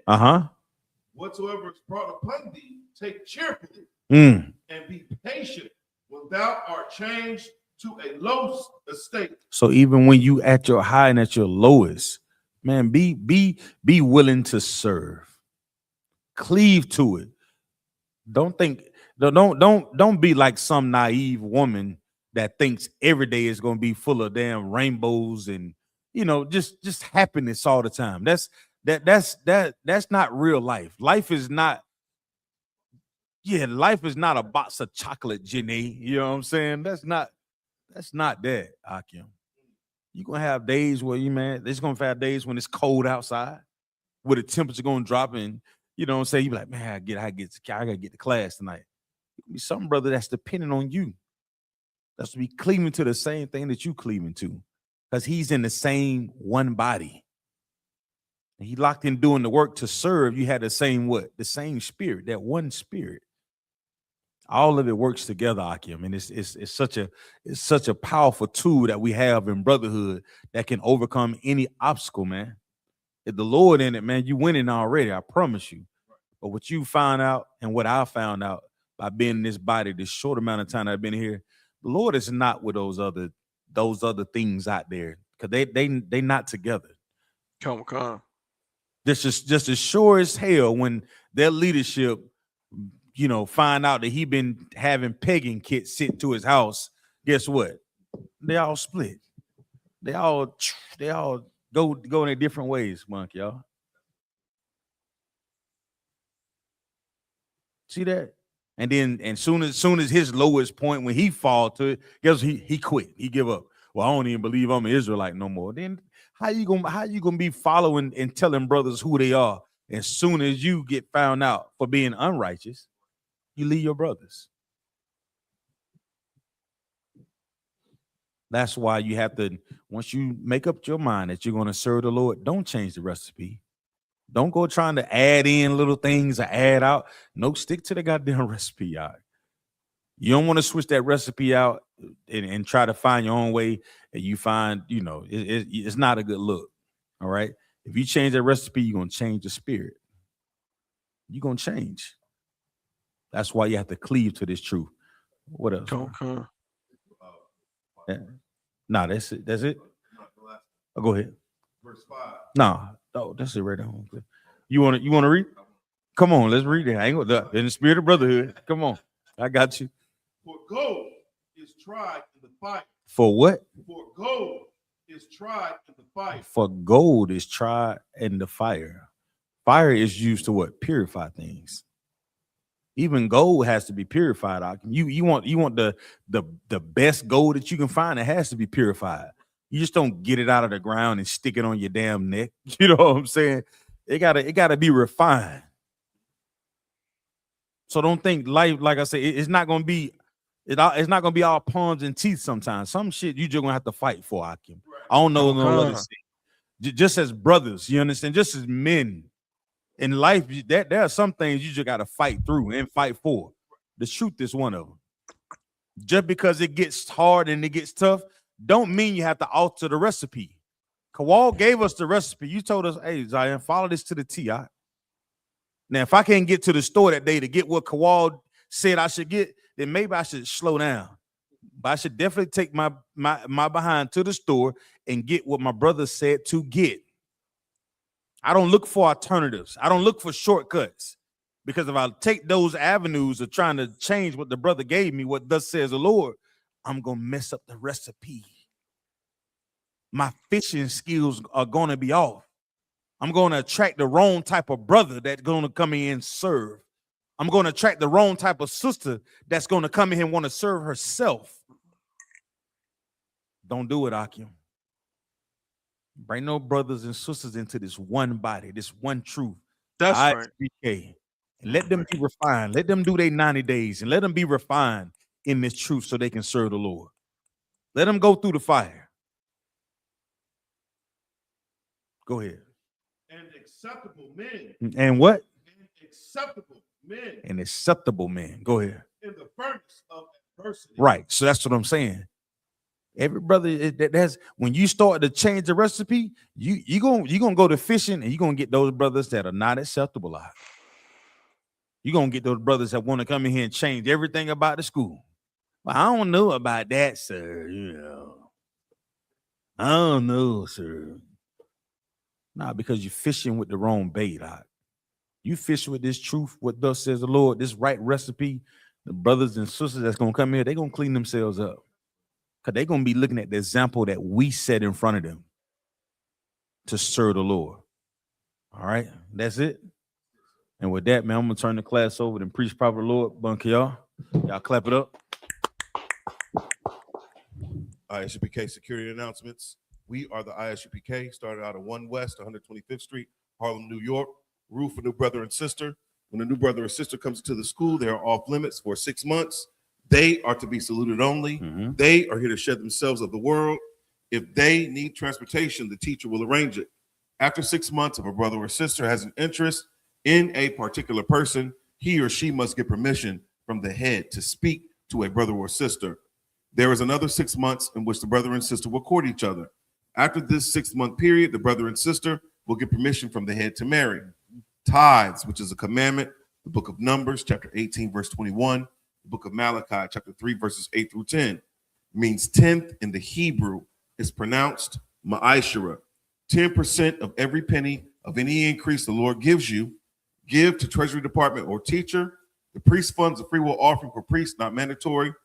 Whatsoever amount you would like. The upcoming Holy Convocation, we have the Feast of Purim, 14th day, and the 15th day of the 12th month, which will be Monday, March 2nd, and Tuesday, March 3rd of this year, according to the book of Esther, chapter 9, verses 20 through 31. We also have the Lord's 57th annual Passover coming up.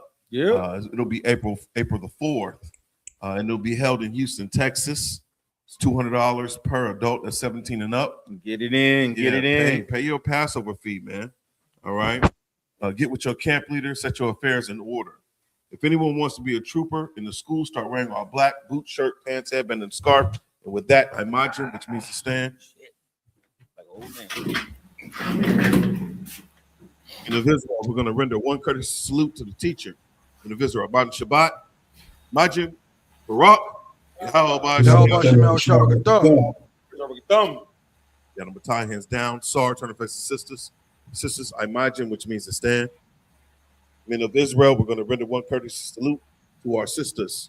I imagine Shabbat. I imagine Barak. Yahweh Shema.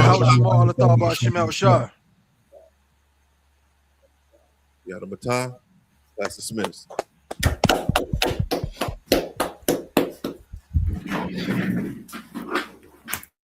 That's it. The water cap. Water cap, not that. Water cap. One out of one. Shalom. Hey, Shalom, you have